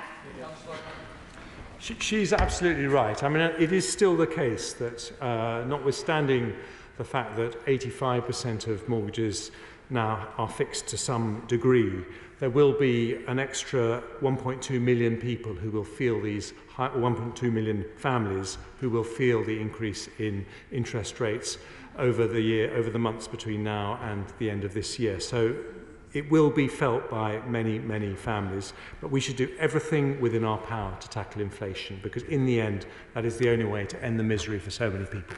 Richard Beck. Thank you, Mr. Speaker. Many of the banks that the Chancellor's been talking about are raking in bumper profits by refusing to pass on higher interest rates to their savers. Surely a windfall tax on these additional profits would allow the government to provide mortgage holders with the kind of support that they really need at this time. And before the Chancellor dismisses this idea, can I gently remind the Chancellor that even Margaret Thatcher imposed such a windfall tax on banks' excess profits? Well, I hear what the honourable gentleman says, but he'll be pleased to know that banks already pay a surcharge on their corporation tax of 3%. That means they pay 3% more than everyone else, as well as a levy on their balance sheets. Philip Oliver. Welcome the action the Chancellor has taken on this issue. Effectively increasing the flexibility of mortgage terms and conditions will provide much welcome relief to homeowners who are really struggling with anxiety at this present time. The Mortgage Charter sounds great. What obligations has he insisted with the mortgage companies on getting this information out to mortgage holders to inform them of the extra flexibility in the mortgages that are available? Chancellor. Well, my honourable friend makes a very good point, and a number of lenders, in fact all lenders, had some of these measures to a lesser or greater extent. But what is significant about Friday is that they've basically aligned their offer so that it is much easier to communicate, which means that all families with mortgages, and this charter has been agreed to by 85% of the market, so very, very large majority of mortgage lenders, are agreeing to a simple set of terms that they will all follow, so it's easy for people to understand what their rights are. Stella Creasy. Thank you, Mr. Speaker. The people watching this who have too much month at the end of their money need better straight answers from the Chancellor. He's ducked the question about whether he actually thinks the government is going to reach its own targets on halving inflation. He needs to be honest about what he thinks the consequences of only reaching an inflation target of 5% will be. And actually, I join with colleagues across the House who've raised concerns about the fact the vast majority of mortgages are fixed mortgages. People facing the possibility of eviction, even a year's time, will be sick with worry. What assessment has he made if inflation only gets to 5% of the impact? And when will he learn the lessons of the energy companies and not wait until we hold the banks responsible for their role in all of this? Chancellor. Well, with the greatest respect to the honourable lady, who I do in fact have a lot of respect for, I think she is being a little bit churlish in her approach as to what the government has done, because I haven't waited. I actually called in the banks and the lenders on Friday, and I got them to commit to a set of terms that will make life easier for 85% of families with mortgages if their mortgage comes up for renewal. And with respect to the government's target to halve inflation, both the Bank of England and the International Monetary Fund have said they believe we are on track. David Simmons. Thank you, Mr. Speaker. I've never forgotten the anxiety that was caused to my parents in the late 1980s after they bought their current home and interest rates soared. But does my right honourable friend agree with me that the package of measures which he has announced will help enormously to alleviate the anxiety which many households are feeling, without allowing rampant inflation to put my constituents' dreams of home ownership even further out of reach? Chancellor. Well, I thank my honourable friend for a very thoughtful question, and I do think that the measures agreed to by the banks and principal lenders on Friday will make a big difference. And in particular, for people who are genuinely in arrears, they know that their house will not be forcibly repossessed for 12 months. That is a very important piece of reassurance. It gives people longer to get their finances in order. And I think it also particularly encourages people who are worried about the impact of their credit score, that the simple fact of having a conversation if you're in distress won't have any impact on that credit score. So I hope that means for people like his parents were that this is an important set of measures. Brendan O'Hara. Thank you, Mr. Speaker. In his statement, the Chancellor said there will be a minimum 12-month period in the first missed payment before a repossession without consent. Does this start or come into effect from today, or will this be applied retrospectively? And what would that mean for hard-pressed families who, because of soaring mortgage costs, say they missed August, but they managed to pay September, October, November, December, but missed January? At what point does the clock start ticking on their repossession? Well, this is an agreement that will take effect in the next few weeks, but the context of the agreement that was made with the banks and lenders is one where they are agreeing to do everything they possibly can to give people longer to get their affairs in order so that repossessions are reduced or eliminated altogether. So I think this will be a positive step forward. Siobhan Bailey. Thank you, Mr. Speaker. I listened really carefully to the Shadow Chancellor because I want to hear serious ideas. The public are not daft. They can see there is incredible pressures across the world. But not only are they coming up with ideas, also breaking their own economic pledges. And it made me think of the latest Labour councillor to step down, who said recently she watched Keir Starmer's leadership with increasing concern and frustration because it's seeing the lack of policy to help those most affected with the cost of living. Does my right honourable friend agree with me? Will he say more about how we can keep working with the lenders so it's not just a one-off conversation that he's had, to create solutions to help some of the problems ahead of us? Chancellor. I'm happy to give her that reassurance. I will continue to talk not only to the lenders but also to regulators who I'm meeting later this week to see if there are any areas at all where price reductions that should be passed on to consumers are not being done so, and I hope to update the House further. Maybe Abraham. Thank you, Mr. Speaker. I'll put aside the fact that the Chancellor didn't answer my right honourable friend in terms of what happens to the million people that are outside the 85% of mortgage providers as far as this is concerned, or why we have higher borrowing costs than France, Germany and Ireland. 9,200 homes, families are affected by the increase in interest rates and the mortgages that they're going to be paid. Voluntary codes have a limited impact. We know, for example, from the prompt payment code. So who is going to be actually monitoring the compliance of the code, and how many people will have to be disappointed by their lender before the Chancellor put this into a statutory form? Chancellor. It's generous of her to put aside so many things. I'll also put aside the fact that Labour opposed the powers that would have meant mandatory imposition of this charter on the banks and lenders would have been possible. But what I would say to her is that the charter we have will be monitored by the Financial Conduct Authority, and they will take appropriate action if they think that banks and lenders are in breach of their statutory duties. Jane Hunt. Thank you very much, Mr. Speaker. I recently met with constituents in the Wolds villages who have shared ownership arrangements for their properties with a housing association. They've never actually missed a payment. Please can my right honourable friend confirm that the mortgage charter will assist those with shared ownership schemes across the country? Chancellor. I'm absolutely delighted to give that confirmation. Liz Saville-Roberts. During the 2008 credit crunch, Plaid Cymru developed a mortgage rescue scheme as part of the One Wales government. Through the cooperation agreement, we've now secured £40 million to support Welsh mortgage holders in difficulty, and people look to government to help them keep their homes in a crisis. Will you follow where Plaid Cymru led and implement direct protections for those hardest hit by interest rate increases? Chancellor. We will do everything we possibly can to help people in difficulties, except measures that themselves are inflationary. Walker. Thank you, Mr. Speaker. I welcome the fact that my right honourable friend, in tackling this huge challenge, is determined not to increase inflation. He recognised, though, that with so many people owning their properties outright and not having a mortgage on them today, actually increasing the payment for people who save is a very important element to tackling inflation. Can I wish him every success in his further conversations to encourage the banks to pass on interest rates to savers? He is absolutely right. If more people are encouraged to save, that is technically counter-inflationary and is something to be encouraged.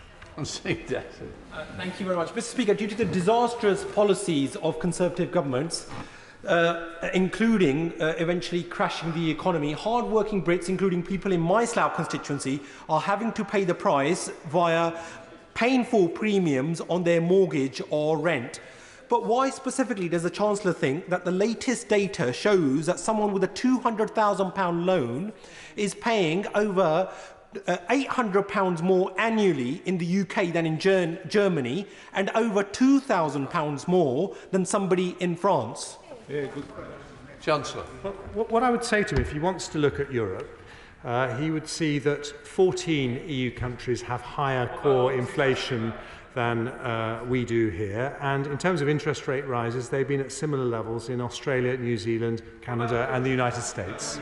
Simon Fell. Thank you very much, Mr. Speaker. I thank my right honourable friend for his statement and his hard work in securing this new mortgage charter. It provides certainty and comfort for people in globally uncertain times. The simplification of the terms, the coverage of 85% of the market is welcome. I wonder whether he can speak to his views on the 15% of the market who aren't around the table at the moment, and also what message he should be sending to their customers. Chancellor. Well, we will be making big efforts to sign up any remaining lenders who have not signed up to the Charter, to get, I think, to 85% over the period of 4 days is a good start. We'd love to get the other 15% on board, but what I would say is that if they're not on board, that will make their mortgage offer less competitive to many thousands of families who will be looking to sign up for their new mortgage with someone who does take efforts to reduce the anxiety they may feel. Justin Mathers. Thank you, Mr. Speaker. My constituents who are facing eye-watering increases in their mortgage repayments are asking, as other members have, how they can square that with the increased profits the banks and building societies are making. But they're also asking whether this pain is for any gain. Inflation has not come down in the way that was hoped from the government. And is it the case that the mortgage market is now fundamentally different to what it was like in the early 90s, last time we had spiralling interest rates, and whether this tool is actually just hammering a group of people and not actually tackling the core problem? So I'll just ask the Chancellor whether he believes there is an element of truth in that, and whether there are other tools that there are at its disposal to actually get inflation down. Chancellor. I think he's absolutely right to say that the mortgage market has changed, with 85% of deals now having an element of fixed rate in them. But I still think interest rates are the most effective tool, and I would say that other countries have used interest rates and are seeing their inflation starting to fall, and I would expect it to do so here. Alison Toulis. Thank you, Mr. Speaker. The reality is that this mortgage crisis is not the only crisis that this government is presiding over. Step Change, the debt charity, have found that 45% of mortgage holders, some 7 million of them, are now struggling to keep up with all their other bills following the rise in interest rates. So can I ask the Chancellor, what conversations is he having with those companies providing other forms of consumer credit, and with debt advice charities who are providing support on the front line to many people who have never had to call on their services before? Chancellor. Well, we continue to have conversations with everyone who's involved in relieving families who are in distress because of debt arrears, whatever they are. But I think the most important help we can give people is the cost of living support, the decision to extend the energy price guarantee, which has reduced people's electricity bills and meant overall we've paid about half people's electricity bills over the last year. Paula Barker.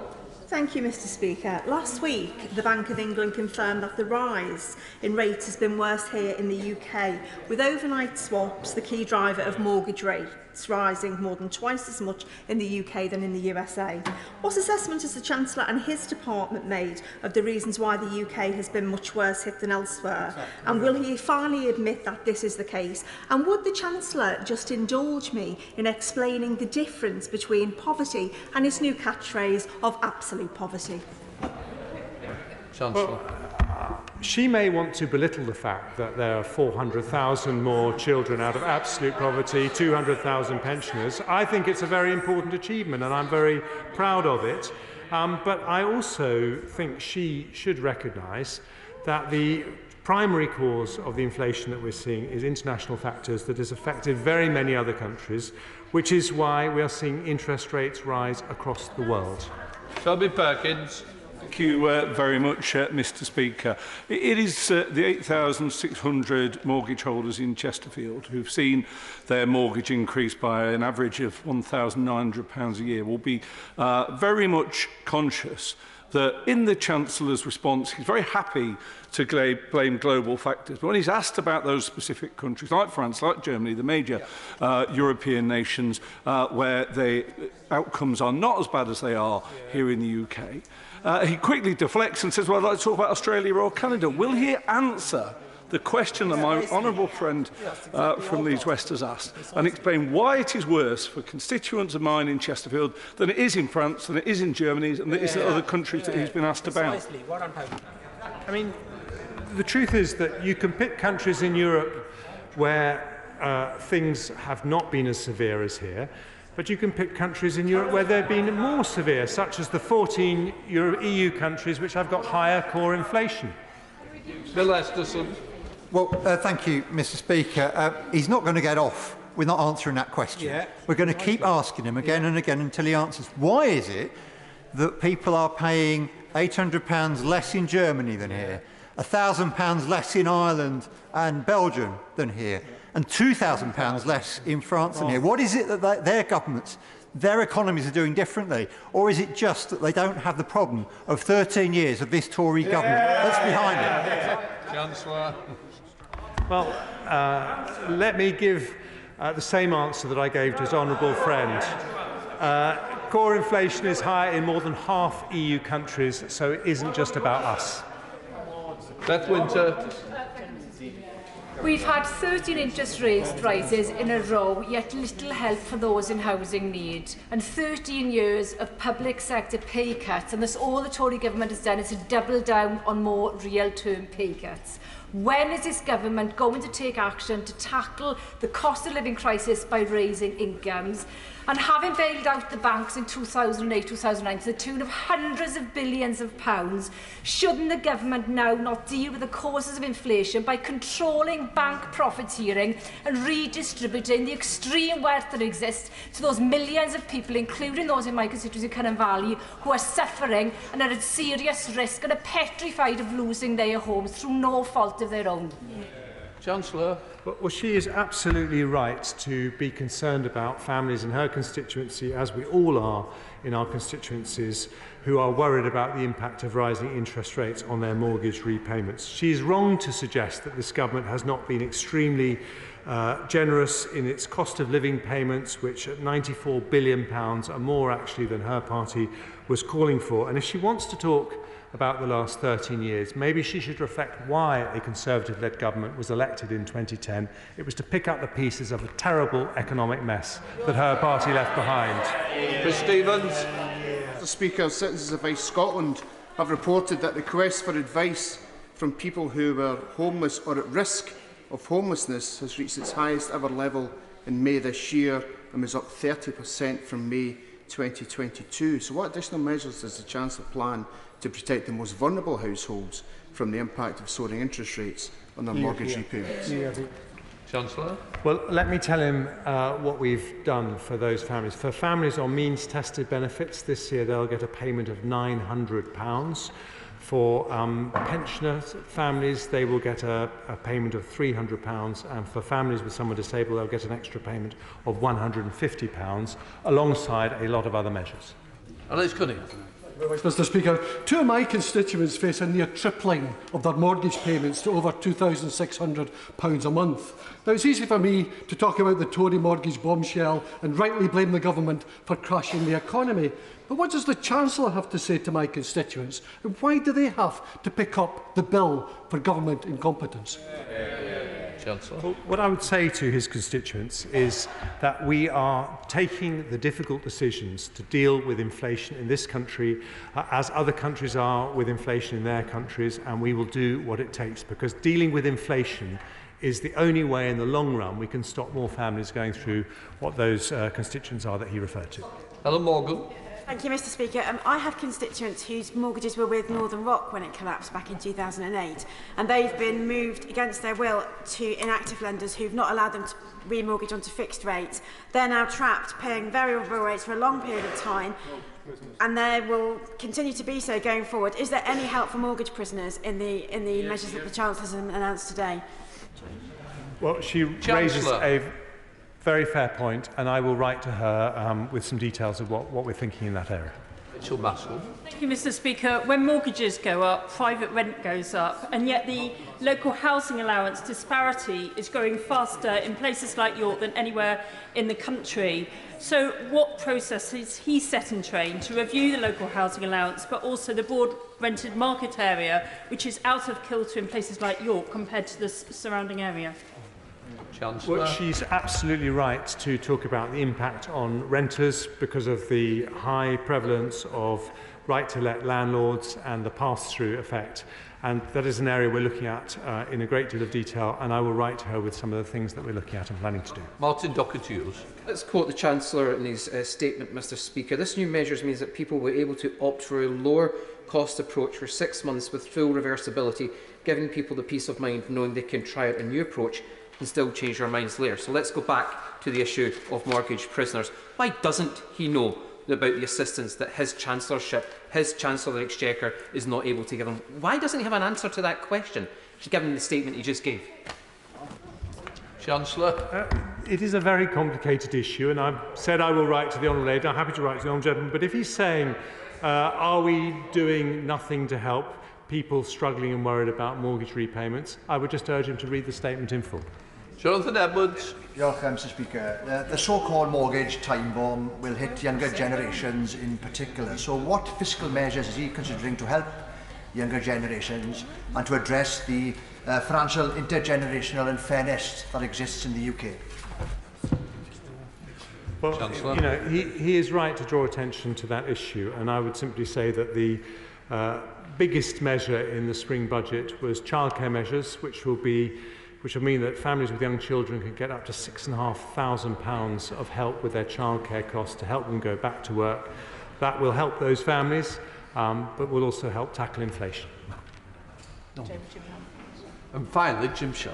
Thank you, Mr Speaker. Can I first of all thank the Chancellor very much for his statement today and for the very clear help that the Chancellor is trying to give. So I very much welcome the move to ensure that in the extreme situation of a repossession that there will be a minimum of 12 months for the first missed payment.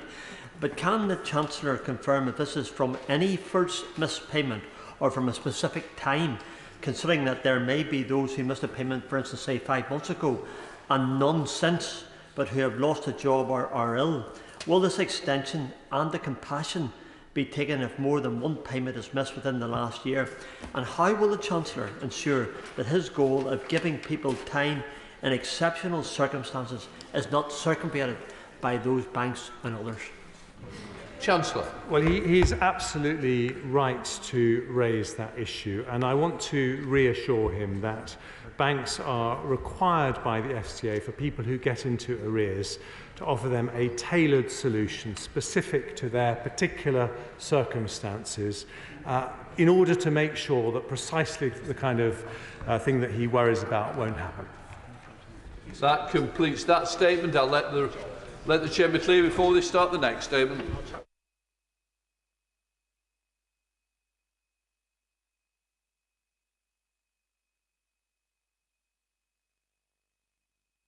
We now come to the next statement. I call the Foreign Secretary. Thank you, Mr Speaker. With permission, I will update the House on the situation in Russia. The long-running feud played out in public between Yevgeny Prigozhin and his Wagner group and the leaders of the Russian armed forces reached a peak over the weekend. On the 10th of June, Russia's Deputy Defence Minister said that volunteers fighting for Russia must sign contracts with the Russian Ministry of Defence by the 1st of July. Prigozhin announced immediately that his personnel would refuse to do so. We, along no doubt with many members of this House, had been following closely the open escalation of rhetoric from Prigozhin. Last Friday, Prigozhin denounced Russia's military leadership, accusing them of bringing evil on the country and invading Ukraine for their own personal benefit. He drove a coach and horses through President Putin's case for war, saying, and I quote, "The war was needed for Shoigu to receive a hero star. The oligarch clan that rules Russia needed a war." He then went on to add, and I stress I quote him directly here, "The mentally ill scumbags decided it's okay, we'll throw in a few thousand more Russian men as cannon fodder. They'll die under artillery fire, but we'll get what we want." In the early hours of Saturday, Wagner forces entered the city of Rostov-on-Don in southern Russia, and Prigozhin announced that he would march on Moscow. This finally drew a response from Putin, who accused Prigozhin of an armed rebellion and promised tough action and punishment. Wagner troops promptly advanced more than 500 miles northwards towards Moscow before Prigozhin abruptly called off his operation and announced that Wagner would return to their bases. Having condemned him as a traitor in the morning, Putin pardoned Prigozhin in the afternoon, when a Kremlin spokesman announced that no charges would be brought. Mr. Speaker, the government, of course, considers this an internal Russian affair, and of course, the leadership of Russia is a matter exclusively for the Russian people.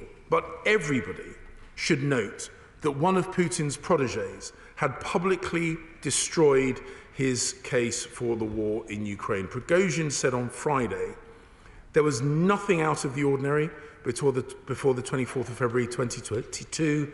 The situation was frozen with exchanges of military action and vicious looting by the Russians.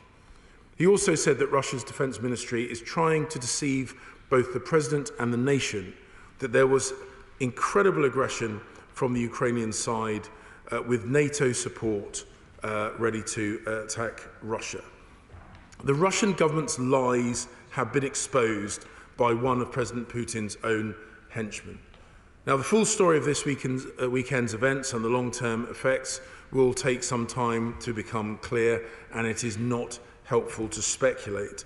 Prigozhin's rebellion is an unprecedented challenge to President Putin's authority, and it is clear that cracks are emerging in the Russian support for the war.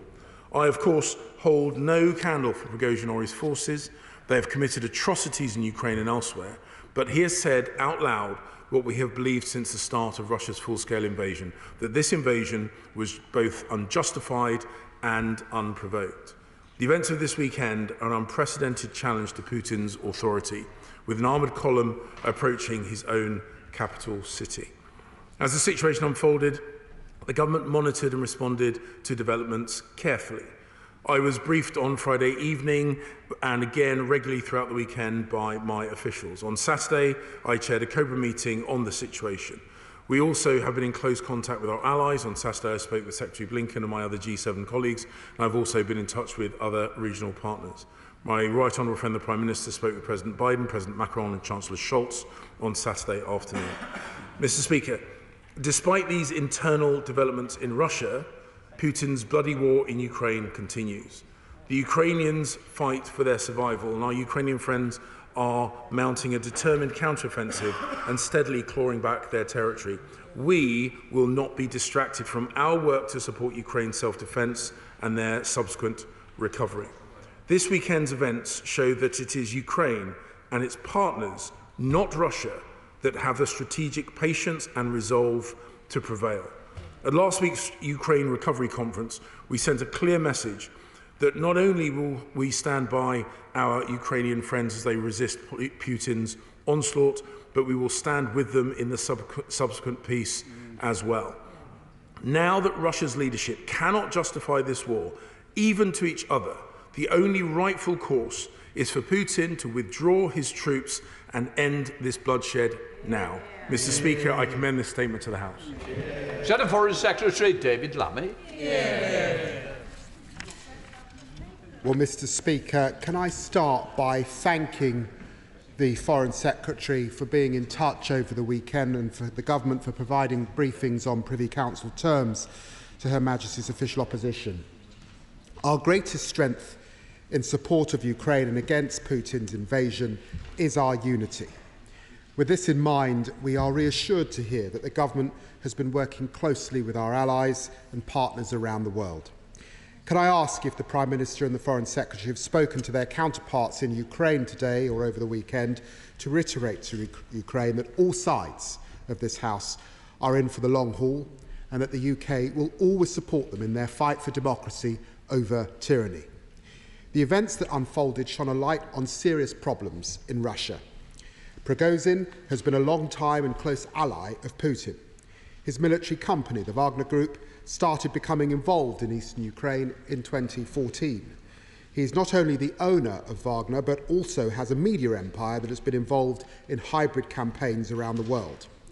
It's staggering that Prigozhin publicly challenged not only Putin's leadership, but the false narrative Putin used to justify his full-scale invasion, challenging the lie that Ukraine or NATO posed a threat to Russia, and stating clearly what we all know, that Putin's full-scale invasion is failing on its own terms. It showed that the reality and costs of the war that Putin is trying to suppress are coming back to haunt him. The opposition agrees it's not helpful to speculate about where this will end up in the long term, because this is a puzzle that is constantly shifting in size and shape, but it raises many questions about the here and now. As well as in Ukraine, the Wagner Group has been responsible for atrocities in Syria and right across the continent of Africa. This side of the House has long called for the proscription of a terrorist organisation. We may have seen the end of the Wagner Group in its first iteration, but what does the Foreign Secretary know about where it leaves its future? What was Prigozhin offered that led him to run back just 200 kilometres from Moscow? Will Prigozhin now disappear into obscurity following his denunciation of the lies behind the conduct of Russia's aggression in Ukraine, or could this pose a new threat to Ukraine from Belarus? And will Wagner troops continue to sow the seeds of violence and discord around the world as a private militia or as part of the regular Russian military? The most important effects of this weekend's chaos will be on the bloody conflict on our continent. Mr. Speaker, as Secretary Blinken has said, last February, Russian forces were approaching Kyiv thinking they'd be able to capture the capital in just a few days. 1 year and 4 months on, Russia has had to defend Moscow from the internal rebellion. What happens in Russia is a matter, of course, for Russia. But one thing remains completely certain. The security of our continent depends on Ukraine winning this war. I commend the Foreign Secretary for hosting the Ukraine Recovery Conference in London last week. Following discussions with foreign ministers, is he confident that Ukraine will get the military, economic, diplomatic and humanitarian support it needs in the months ahead? And when are we going to get on with not just freezing, but seizing Russian state assets, as our Opposition Day debate calls for tomorrow? And how does the government plan to use its diplomacy to galvanise support for Ukraine among a wider global coalition of countries that include the global south, many of whom have maintained a neutral stance? We must maintain the depth of support for Ukraine here in the UK, but amongst our allies and partners. We must also grow in its breadth, so that Putin has no choice but to withdraw his troops, so that Ukraine wins, and so that the Ukrainian people get the freedom and justice they deserve. Secretary of State. Madam Deputy Speaker, the Right Honourable Gentleman raises a number of very important points, and he asks questions that, of course, we and our allies are asking about what situations may evolve as a direct repercussion of this very public attack on Putin's authority by one of his protégés and closest allies. I'm not comfortable with speculating, but as I'm sure he will understand, analysts within my department and others will look at potential scenarios and ensure that we have mitigations in place if appropriate. And of course, he makes the very important point that Wagner Group are not only operating in Ukraine, but in many other parts of the world, including Syria, including Africa, and we will, of course, look at the potential implications for destabilising impacts in those parts of the world as well. I thank him for the points he's raised about the Ukraine Recovery Conference, and I will put on record the fact that he and the leadership of his party have made clear their enduring support for Ukraine. I know that a number of members from the Shadow Front Bench made themselves available to attend the Ukraine Recovery Conference. Of course, I have been in contact with my interlocutors in Ukraine, predominantly through digital means, through this conflict, through these unfolding events in Russia, and we will, of course, continue to do so. With regard to diplomacy in the global south, I think Prigozhin's words, and as I say, I hold no candle for that man or his organisation, but the mask slipped.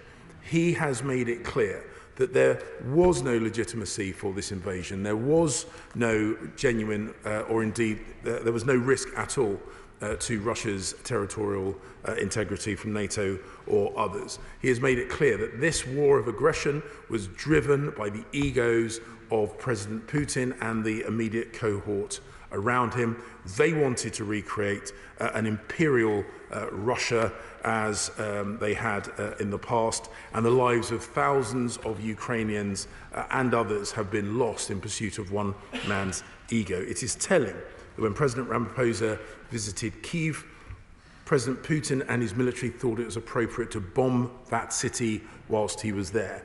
The very, I would say, almost performative rudeness that Putin displayed towards President Ramaphosa and those African leaders prove the lie that Russia is in any way their friends, and they should recognise that what is happening here is an assault on the UN Charter, which keeps those countries safe, and they should now recognise that Vladimir Putin's actions should be denounced.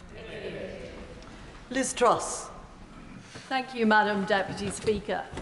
It's clear that Putin has been significantly weakened in Russia, and we must not use this time to let up in our support for Ukraine. So first of all, we need to make sure that Ukrainian membership of NATO is fast-tracked at the Vilnius NATO summit. Secondly, we need to make sure there is no talk of deals or concessions or lifting of sanctions on Russia in any circumstances until the war criminals are held to account. And finally, we and our allies, including the Ukrainians, including the Poles, including the Baltic states, need to make sure that we have a plan in the case of the implosion of Russia. Does my right honourable friend agree?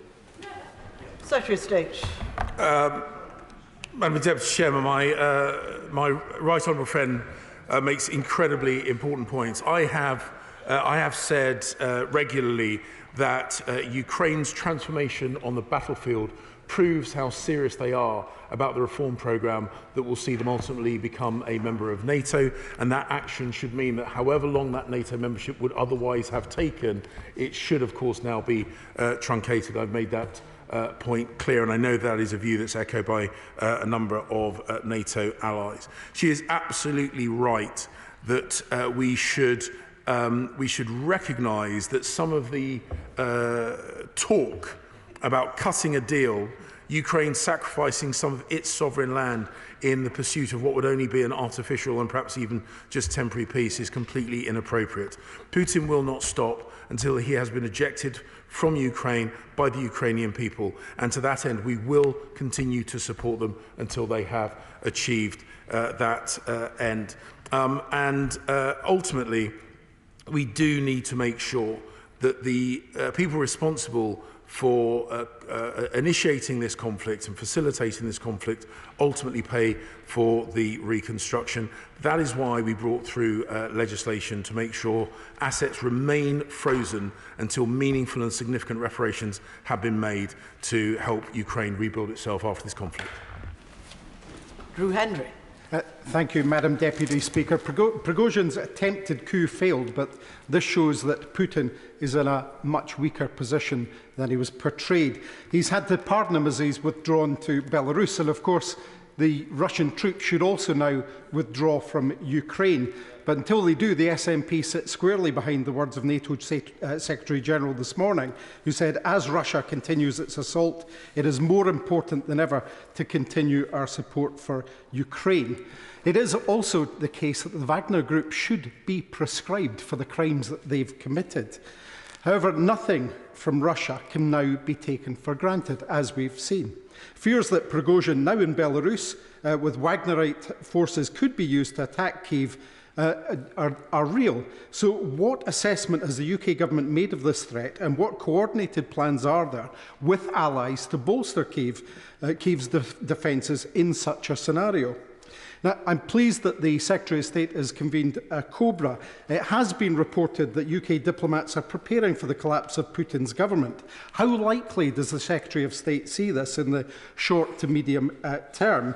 And will they be better prepared for this collapsing regime than they were in Afghanistan?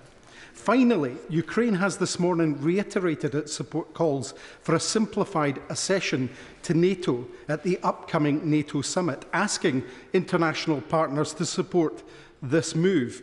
Can the Secretary of State put on the record his support for their accession, and can he detail any steps that his government are taking to facilitate this?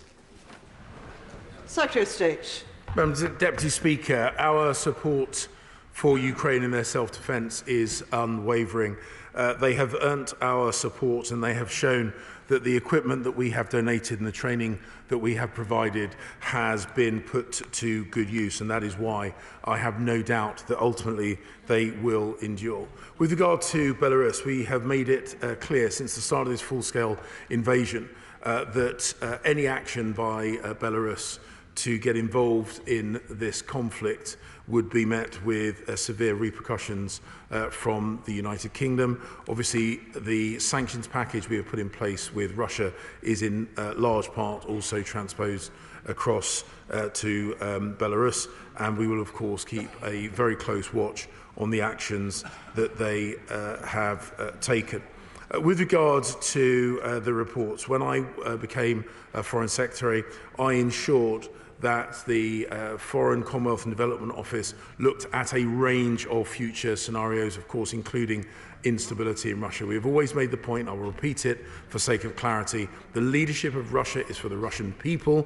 We do not speculate or attempt to predict. What we do is plan and put in place contingency arrangements. And so, therefore, whatever the outcome of this conflict is, we shall be prepared. But I have no doubt that with our international support and in light of the visible lack of discipline on the Russian side, the Ukrainians will prevail, and we will continue working side by side with our international partners in supporting them until they do. Chairman of the Select Committee, Alicia Kerr. Thank you, Madam Speaker, and I thank my right honourable friend for his statement and for prior sight of it. What we have learned over the weekend is how deep the rot sits within the Russian military and security services. We have also seen that the social contract between Putin and the people of Russia, whereby they are forced to give up their rights in response for security and stability, is utterly broken. We have also learnt the internal security apparatus is as broken as Putin's offensive military foreign capabilities. But this is not over yet, and there is too much that frankly does not add up. So can my right honourable friend please update us? How many British nationals remain in Russia, and will he now launch a register for British nationals so that we know how many are there should we need to get them out? And secondly, can my right honourable friend please update us on how the Ukrainians have capitalised on this chaos? Because we hear now they may have taken back villages held since 2014 by Russian troops, as well as having crossed the Dnipro River, which would be an enormous turning point because it would allow them to establish that bridgehead to push Russia out of southern Ukraine. Secretary of State. Madam Deputy Speaker, my honourable friend makes an incredibly important point. There is a quote, and I will paraphrase it because I don't have the precise words in front of me. But if you trade freedom for security, you end up with neither. I think the Russian people are now recognising that. With regard to what may happen in Russia in the future, as I've said, we of course look at scenario planning to make sure that we are able to respond to whatever happens. With regard to British nationals within Russia, as she will know, we don't force British nationals to register with the embassy, and so therefore it is not possible for us to give an accurate figure. The UK's travel advice has now for some years made it clear that we advise against all travel to any part of Russia, and we also make it clear that unless your presence in Russia is essential, then you should consider leaving by commercial routes. The House should recognise that because of the situation in Russia, because of the conflict, the ability of the UK to conduct an extraction operation as we did in Sudan would be severely limited, probably to the point of impossibility. So I reiterate our travel advice that British nationals should seek to leave the country, should consider leaving the country by commercial routes unless their presence is absolutely essential. And on her final point, of course, what we have seen in terms of these fractures, these cracks running through the Russian system, will of course had an impact on those Russian troops and those Wagner mercenaries at the front line, who will now be looking over their shoulders just as much as they will be looking forward out of their trenches. We will, of course, continue to support Ukraine in their steady and methodical recapturing of the ground that's been stolen from them by the Russian forces. Sir Chris Bryant. Thank you, Madam Deputy Speaker. It was always a phenomenal demonstration of weakness by Putin that he chose to subcontract part of his criminal invasion of Ukraine last year to a bunch of fascists, murderers, rapists and criminals who were mercenaries in the Wagner group. But isn't it now time for us to press home the advantage? Shouldn't we be saying to every British business that has any presence in Russia, get out now, including Unilever and Mantrack and Infosys and all the rest of them? Isn't it time that we seized Russian state assets that are presently sitting in British banks to give them to the reconstruction of Ukraine? And can the Foreign Secretary please explain to me why we have still not handed over the money that was taken from the sale of Abramovich's Chelsea to the charity that has been set up to reconstruct Ukraine? Secretary of State. Mr. Speaker, the honourable gentleman sadly displays a lack of knowledge about international law. Governments cannot simply seize the assets of individuals. To do so would be in complete violation of the norms and standards of international law. We have passed legislation making it very clear that frozen assets will remain frozen until significant and appropriate reparations are made by those individuals and entities that have facilitated the conflict. With regard to the Chelsea frozen assets, I refer him to the answer I gave to him when he asked his factually incorrect question at the Foreign Affairs Select Committee. Order. No, not from the front bench. You don't speak to be heard while sitting down. Tobias Elwood. Thank you very much, Madam Deputy Speaker. Russian leaders have a reputation of eliminating or locking up those that show public dissent. So it is a sign of Putin's weakness that the leader of a full-scale mutiny is offered exile.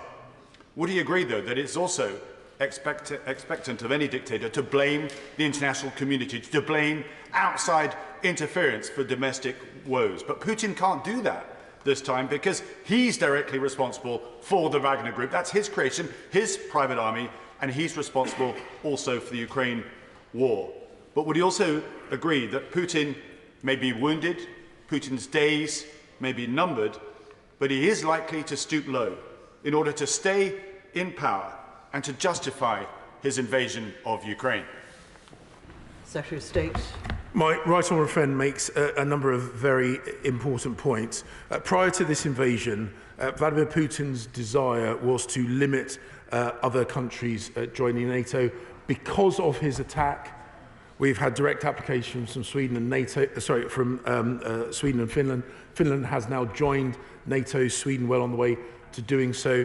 His desire was to prevent Ukraine further integrating with Western structures. His invasion has driven Ukraine to that very thing. His invasion was meant to fracture NATO, fracture the transatlantic alliance. It has strengthened it. He created the Wagner Group to bolster his power in Russia, and his creation has undermined his authority. Everything that Vladimir Putin has done has been counterproductive to his own explicit aims. That is why I have no doubt that with our continued support and the support of the international community, Ukraine will prevail, they will win, and they will return their country to its sovereignty. Valerie Vaz. Madam Deputy Speaker, can I start by wishing the Foreign Secretary and his family well? At the NATO PA in Luxembourg, we unanimously passed a declaration with a clause that specifically recognises the Wagner Group as a criminal and terrorist organisation. Could he ensure that the Prime Minister also supports this at the Vilnius summit? Secretary of State. Madam Speaker, the Right Honourable Lady makes an important point about the nature of the Wagner Group. I know there are variations of definitions about how to describe them. The UK sanctions the Wagner Group in its entirety and certain key members of it as well. And we will continue to ensure that we undermine the ability of that mercenary organisation to create conflict, not just in Ukraine but around the world. James Sunderland. Madam Deputy Speaker, my instinct here is that there's an awful lot more to this than meets the eye, and no doubt as military intelligence and foreign intelligence bears fruit, we'll know more. Given, however, that NATO's imperative has to be to eject Russian forces from Ukraine and not interfere in domestic Russian affairs, can I please ask the Foreign Secretary whether he feels that this now makes a Ukraine victory in Ukraine more or less likely? My honourable and gallant friend will know how important the moral component is in the success of a military operation. Those Russian troops, those Wagner mercenaries, will now be less confident about the logistic supply to the front line, to the integrity of their military leaders and the strength of their military planning. That will inevitably make them less effective as a fighting force. However, we should recognise that wars are inherently unpredictable. The Ukrainians have always had the stronger morale. Their willingness to endure is legendary. And what we have seen is that Putin's expectation that it would be the West or the Ukrainians that would run out of resolve first has been shown to be a fundamentally flawed hypothesis. And what we are seeing is the cracks emerging within the Russian system rather than in the West. Stuart Malcolm MacDonald. I'm very grateful, Madam Deputy Speaker. The global evil that is the Wagner Group has finally come home to cause problems for the President and the Kremlin. I think the Secretary is absolutely correct to say that we shouldn't speculate on regime change. I don't think that would be helpful. So with that in mind, we should focus on what he can do. The Wagner Group, as has been mentioned a number of times, has been an evil in Syria, in Ukraine, right across the continent of Africa. So can he outline how he intends to, along with other allied countries, formulate a plan to start degrading the Wagner Group's capabilities, its logistics, its finances? And would he also give consideration to the Foreign Office funding the collection of evidence of Wagner war crimes across the world, for which many universities in this country alone would be very well placed to help with? Madam Deputy Speaker, the honourable gentleman makes, I think, an important and valid point. We have worked closely with our international partners in terms of the collection of evidence of war crimes in Ukraine. I think he makes a very good point. I need to look at the logistical and practical implications of doing so on a wider scale. But of course, a big part of the Wagner Group's sales pitch to those vulnerable countries who employ them in lieu of having a credible armed force is their idea of invulnerability, their idea of inevitable success. That has been massively undermined by their own actions. We will continue to highlight the inappropriateness of Wagner's activity around the world, including in Africa. We will continue to impose and to impose those sanctions and enforce those sanctions to undermine the evil that organisation does around the world. Vicky Ford. Thank you, Madam Deputy Speaker. Many commentators have pointed out that this weekend's activity may have wounded Putin, and we know that wounded animals can be very dangerous. With this in mind, how concerned is he about reports that Russian forces may have placed mines at the nuclear power plant? Are we facing the potential risk that perhaps as part of a scorched earth policy, we could see a major nuclear incident? My right honourable friend makes a very important point. I had a meeting with Rafael Grossi, who's the Director General of the IAEA, and we discussed the safety of the Zaporizhzhia nuclear power plant, both in terms of being the centre point of a military conflict and also in light of the damage to the dam, the low water levels in the Dnieper used for cooling. I can assure you that we assess all potential credible scenarios and look to mitigate wherever we can. Dan Jarvis. Thank you, Madam Deputy Speaker. It was widely reported back in May that the UK government were actively considering prescribing the Wagner Group as a terrorist organisation. Accepting it is early days, can I ask the Foreign Secretary whether an assessment has yet been made as to what the ramifications would be for Putin if he sought to amalgamate the Wagner Group into the Russian conventional armed forces? I thank the honourable and gallant gentleman for the point he's just made. We do, of course, keep the decisions around prescription of organisations open. It's always a cross-government department, but he will also know we do not typically comment on future prescriptions or designations.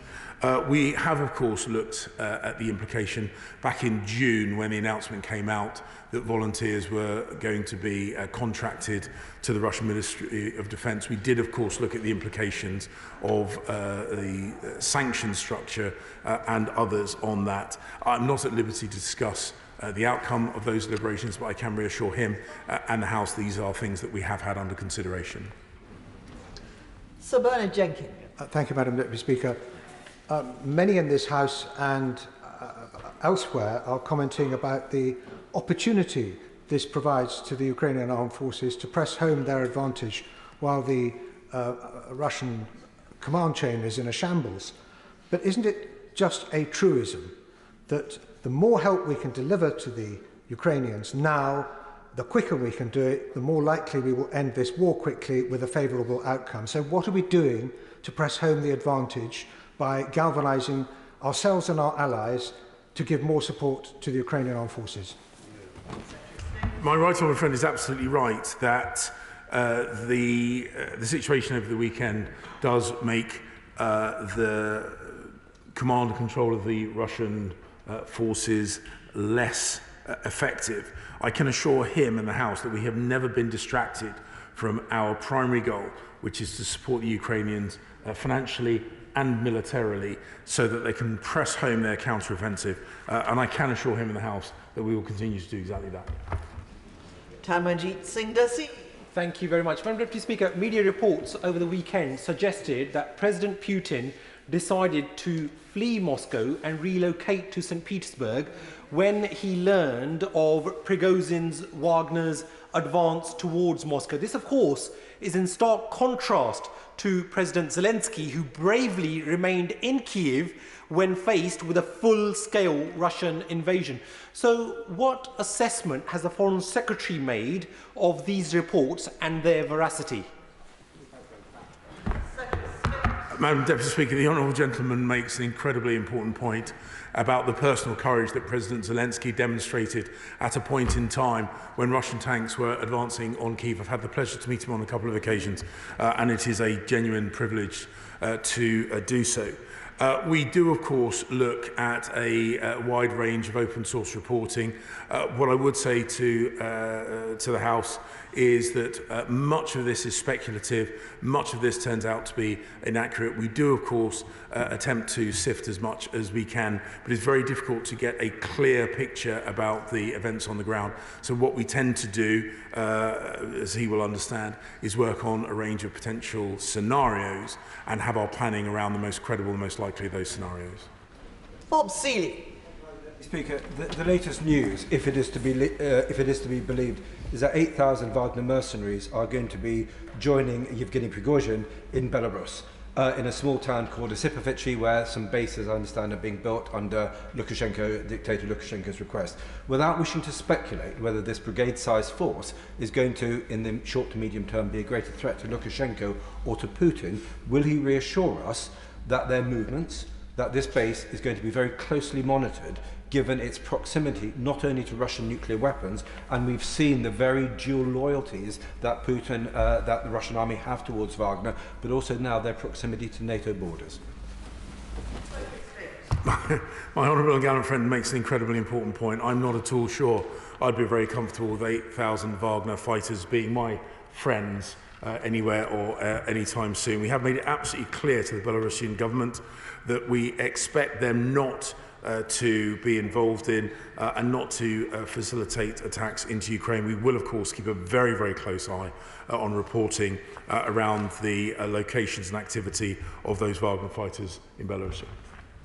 Paul Williams. Thank you, Madam Deputy Speaker. The United Nations Commission on Human Rights says that since the start of the war up to this May, there have been 15,000 civilian casualties.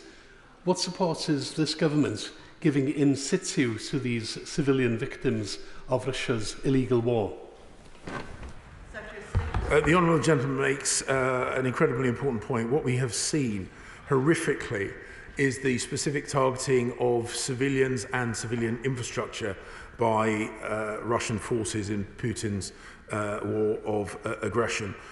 The UK has, in addition to our military support, also supported the work to rebuild Ukraine and rebuild particularly the energy infrastructure that was so essential during the winter. The Ukraine Recovery Conference, which we hosted in the UK last week, also saw the commitment of 60 billion including a £50 billion promise from the European Union, which was hugely valued for Ukraine's recovery, reconstruction and reform. We will keep working to support the rebuilding of civilian infrastructure. I've witnessed that on my visits to Ukraine, and that will remain part of the UK support to the Ukrainians in their self-defence. Yeah. Jonathan Janogly. Thank you, Madam Deputy Speaker. With the increased threat of disintegration of the Russian Federation, does my right honourable friend agree that it will become even more important to monitor and protect Russia's future leaders and influencers, like Free Russia's Vladimir Putin, already twice poisoned and now sentenced to 25 years in prison for promoting democratic values? And will he look to extending the sanctions on his tormentors from only 5 people to more of the 38 Russian state gangsters whom have been identified so far? The work that's been done by Vladimir Putin and others like him who have stood up publicly to criticise the brutality of the Putin regime is admirable. We continue to call upon his immediate release. My right honourable friend is right, of course, that we have sanctioned a number of the individuals who have been involved with his completely inappropriate and unjustified detention. He will know that we don't speculate about future designations, but my department have heard what he said. Sir Mark Hendrick. Madam Deputy Speaker, can I ask the Foreign Secretary if he and his department have managed to ascertain the rationale behind Prigozhin's move towards Moscow? Was it because Russian forces were shelling the Wagner group in Ukraine? Was he not being paid enough or being paid at all? Was he because he was critical of Shoigu and Gerasimov and the effectiveness of the Russian forces' actions in Ukraine? And indeed, why did he stop short of going as far as he could towards Moscow? Deputy Speaker, it's hard to know with any certainty about what the trigger event for this armed advance on Moscow would be. Over a number of weeks, we've seen increasingly escalating rhetoric from Prigozhin. He has complained about his troops being starved of supplies. He's complained about ineptitude in the Russian military leadership. He has made all kinds of claims. It's not possible for us to assess which one of those is the trigger point, but of course we have been watching as his comments have become increasingly critical and increasingly intense. I think for me, the main thing that I take away from this is the fact that he makes it absolutely clear that this is a war of aggression, this is a war driven by Vladimir Putin's ego, rather than by any threat to Russia itself. And whilst there's much that we do not know and much that we do not believe, I think that I'm willing to believe that that is very much the case. Sir James Doddridge. Madam Deputy Speaker, the Wagner Group has a nefarious interest in a whole raft of African countries below the Sahel and across Central Africa. I'm particularly concerned at places like Mali that take direct instructions from the Wagner Group as if they're the Russian government, in places like Niger, where the French get all their uranium from, the DRC, where there's all the critical minerals. In these countries, we've got small but excellent representation. Can I urge the Foreign Secretary to consult with them to see what was happening with the Wagner Group on the ground and to see if we can fill that vacuum that the Wagner Group leave in a more productive way, both for their economies and ours? My right honourable friend makes an incredibly important point about the nature of Wagner Group's activities in Africa. I speak with African leaders, those who have Wagner mercenaries in their country or near their borders. I've highlighted the fact that these are not people that can be trusted, and any country whose defence relies upon them, as the Russians have now discovered, any countries who rely upon them for their defence are inherently vulnerable. Of course, I will talk with our representatives in Africa to look at the impact of the Wagner Group's activities and what we can do in close coordination with our international friends and allies to ensure those African countries are safe without the need for mercenary forces. Richard Ford. Thank you, Madam Deputy Speaker. I think many of us can accept the point that the Secretary of State makes about how this is a matter for the Russian people. It's an internal matter in Russia. But of course, it does have a bearing on Ukraine's self-defence. The UK MOD estimates that 60,000 Russians have been killed in the adventure in Ukraine. The BBC and its local partners have verified or confirmed about 25,000, and yet the Russian state is suggesting only 6,000 have been killed. I wonder what his department can do to try to improve the awareness in Russia of the toll that this is taking on conscripts, on soldiers and their families. Madam Deputy Speaker, the honourable and gallant gentleman makes an incredibly important point that Vladimir Putin has not only been lying to the world about his motivations for this war of aggression, but he's been lying to the Russian people about the implications. Maintaining that lie became increasingly difficult because of the events of this weekend. Of course, our primary sympathy is with the people of Ukraine. It is their country that's being brutalised, their people that are being murdered, their women and children being raped or being stolen. But it's also the case that Russian soldiers, as Prigozhin said in his comments, are being used as cannon fodder by a Russian leader who does not care for them or their families. The more Russians see this, the more they will realise that they are just as much victims of Putin's ego as anyone else in the world. He is absolutely right. The leadership of Russia is exclusively for the Russian people, but I think the Russian people will now see how very badly they have been led. David Jones.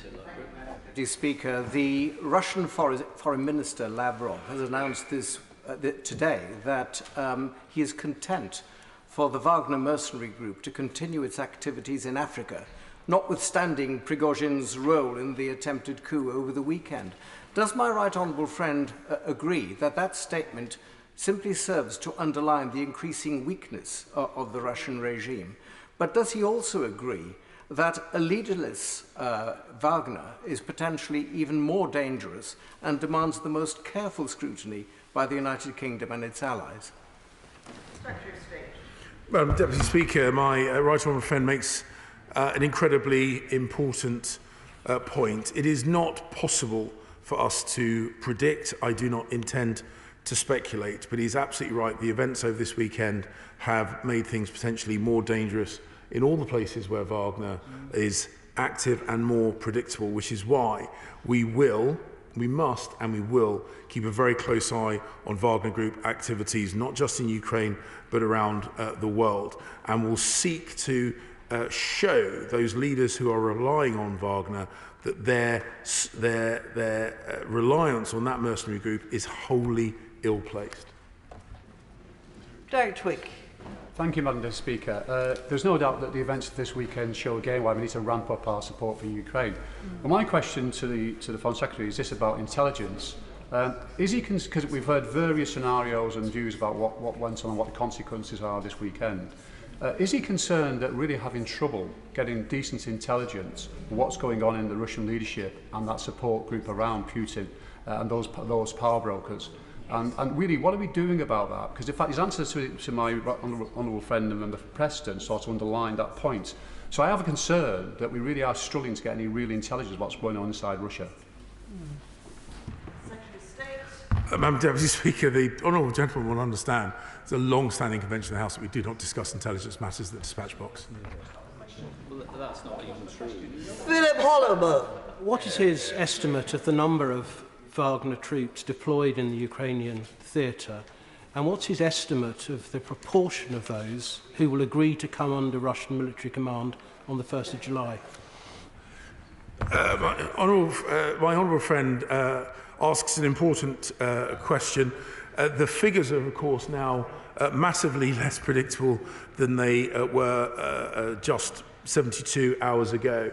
We will, of course, keep a very close eye to see which troops might transfer to the Russian Ministry of Defence, which troops might still desire to remain independent, and Russia's reaction to them. This is a continually evolving situation. We will, of course, keep a close eye on it, and we will ensure, however, throughout this, that we remain absolutely committed to supporting Ukraine in their counter-offensive. Dave Duggan. Madam Deputy Speaker, the events of this weekend shine a spotlight on the weakness of the Putin regime in Russia. But we knew the weakness was there anyway, because that's the whole reason for invading in the most aggressive and unprovoked manner, to deflect attention from the internal travails within Russia. Nevertheless, though, whatever this weekend's events, Prigozhin is not a catalyst for peace. He is not an advocate for good governance, and he is no friend of anybody in the international rules-based system. So does the Foreign Secretary agree with me that the international community must maintain the utmost vigilance with how this dynamic between Prigozhin and Putin unwinds? And can he advise the House that what will that vigilance look like from a UK perspective?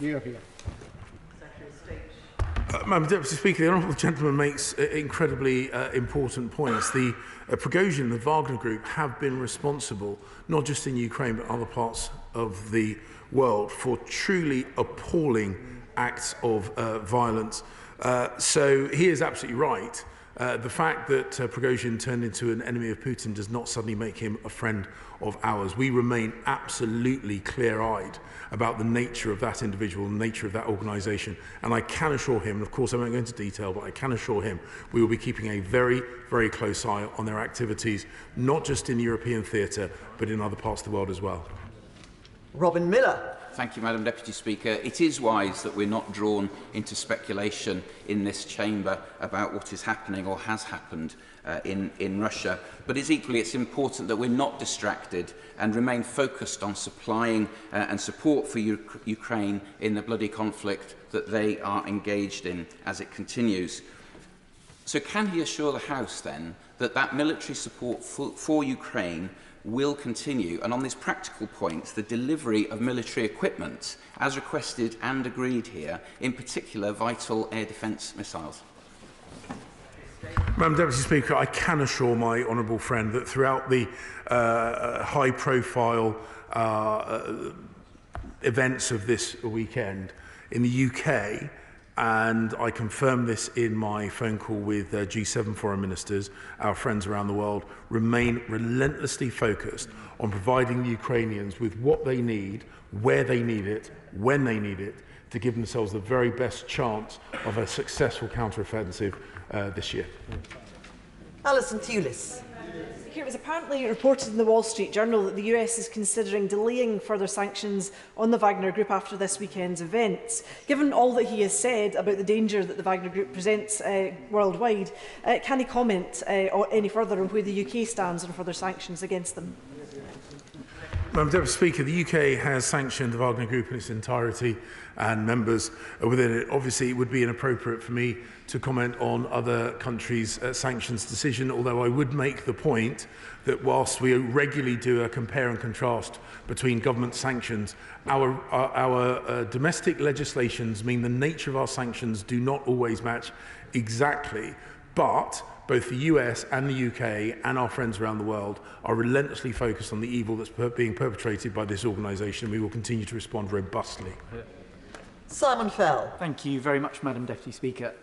My right honourable friend is quite right not to speculate on the implications to the Russian state after the events of the last couple of days, and to focus instead on the illegal invasion of Ukraine. But on that, the rebuilding of the state is also important, and one of the clearest routes to doing so is to use the seized assets of kleptocrats and criminals to help that rebuilding effort. Would my right honourable friend agree? The UK government's position has been clear. Those people who funded, facilitated, supported this brutal invasion of Ukraine have got to be the people that bear the brunt for its rebuilding. At the Ukraine Recovery Conference last week, a huge number of countries were represented, almost 60 countries represented, companies with a combined net value in the excess of $5 trillion.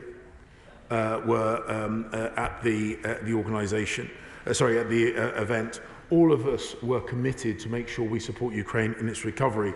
But whilst we may look to de-risk, whilst we may look to pump prime, and whilst we may look to give the first line of support, ultimately the people responsible for this destruction should be the people responsible for rebuilding. Jim Shannon. Madam Deputy Speaker, can I first of all thank the Foreign Secretary very much for his statement and for the encouragement that he gives this House, and more importantly the encouragement that he gives Ukraine, and thank him for that.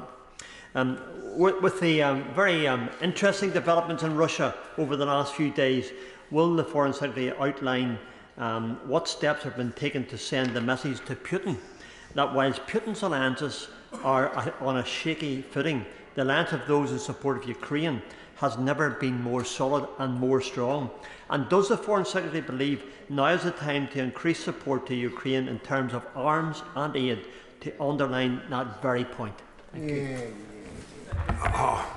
Madam Deputy Speaker, we wait for the honourable gentleman from Strangford's contribution, often in debates, because he's always thoughtful and has an unerring ability to hit the nail on the head when it comes to the main thrust of our debates. And he is absolutely right in his assessment that Vladimir Putin invaded Ukraine believing Ukraine was vulnerable and fragile, that the West were vulnerable and fragile, that somehow we were fickle and that we lacked resolve. And what we have seen in the intervening 15 or 16 months is the Ukrainians standing firm, their alliance of friends getting larger and stronger by the day, and the commitment that we saw at the Ukraine Recovery Conference underlines that. And indeed, it is Russia, it is Putin and the mercenaries that he's contracted to do his brutality that have shown fragility and fracture. And he is absolutely right. Now is the time to enhance our support to Ukraine, to give them not just the encouragement and the political support, but the practical support, the finances and the military support to get the job done. And I can assure him and the House that is exactly what we're going to do. That's it. Done. You've already called him. That concludes proceedings on the... So it always concludes proceedings when the Honourable Member for Strangford asks the last question. Concludes proceedings on the Foreign Secretary's statement. Thank you very much. I will pause for a moment to allow the change in personnel.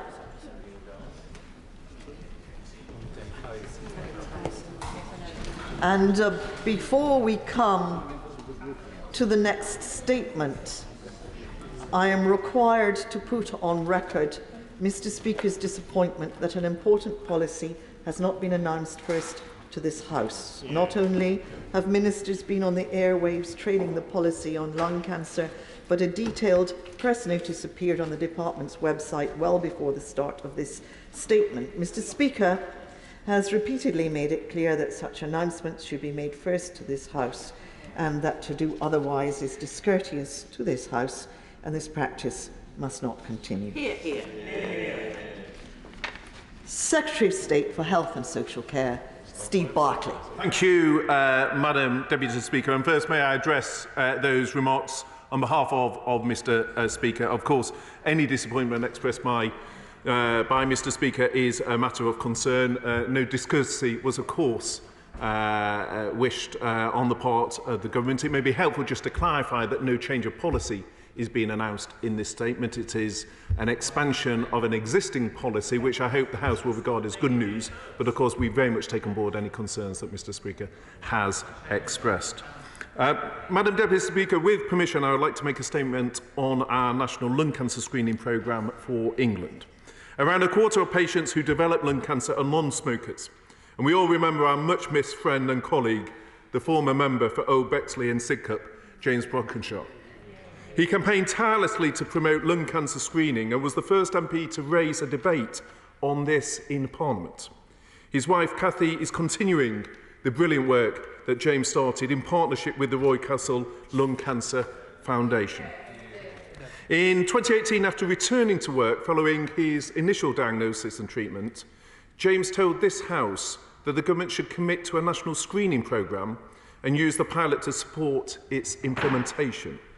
He said, and I quote, and I'm sure many colleagues in the chamber will recall, "If we want to see a step change in survival rates, to see people living through rather than dying from lung cancer, now is the time to be bold." Now, despite being a non-smoker, James knew that the biggest cause of cancer was smoking, and the most deprived communities had the highest number of smokers. And that's why I'm delighted that today the Prime Minister and I have announced targeted national lung cancer screening programmes at a national level, building on our pilot, which will be targeted at those who smoke, who have smoked in the past. Lung cancer takes almost 35,000 lives across the UK every year, more than any other cancer.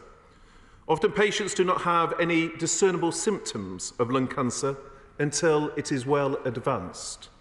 In fact, 40% of cases present at A&E. Since its launch in 2019, and even with the pandemic making screening more difficult, our pilot programme has already given 2,000 lung cancer patients in deprived English areas an earlier diagnosis. And that matters because when cancer is caught at an early stage, NHS England state patients are nearly 20 times more likely to get at least 5 years to spend with their families. We all know smoking is the leading cause of lung cancer. It's responsible for almost 3/4 of cases, and in deprived areas, people are 4 times more likely to have smoked. So we've deployed mobile lung trucks equipped with scanners to busy car parks in 43 deprived areas across England. Before the pandemic, patients from these areas had poor early diagnosis rates, with only a third of cases caught at stage 1 or 2. To put that in context, while a majority of patients diagnosed at stage 1 or 2 get to spend at least 5 more years with their children and grandchildren, less than 1 in 20 of those diagnosed at stage 4 are as fortunate. But thanks to our targeted programme, 3/4 of lung cancer cases in these communities are now caught at stage 1 and 2. Targeted lung cancer checks work. They provide a lifeline for thousands of families, and we need to build on this progress. And that's why we are expanding this programme So anyone in England between the ages of 55 and 74 who is at high risk of developing lung cancer will be eligible for free screening, following the UK National Screening Committee's recommendations that this will save lives. This will be the UK's first, and indeed Europe's second, national lung cancer screening programme. And if results match our existing screening, and there's no reason to think they won't, when it's fully implemented, this programme will catch 8,000 to 9,000 people's lung cancer at an early stage each year. Each and every year, this means there will be around 16 people in every English constituency alive 5 years after their diagnosis who wouldn't have been without the steps we are taking today. That means many more Christmases or religious festivals with the whole family sat around the table. Alongside screening to detect conditions earlier, we are also investing in technology to speed up diagnosis. We're investing £123 million in AI tools, such as VeChest, which allows radiologists to review lung cancer X-rays 40% faster. So suspicious X-rays are followed up sooner and patients begin treatment more quickly. So how will our lung cancer screening programme work? Well, it will use GP records to identify current or ex-smokers between the ages of 55 and 74 with high risk of developing lung cancer assessed through telephone interviews. Anyone deemed at high risk will be referred for a scan and they will be invited for further scans every 2 years until they are 75. Even if they are not deemed at high risk of lung cancer, every smoker who is assessed will be directed towards support for quitting.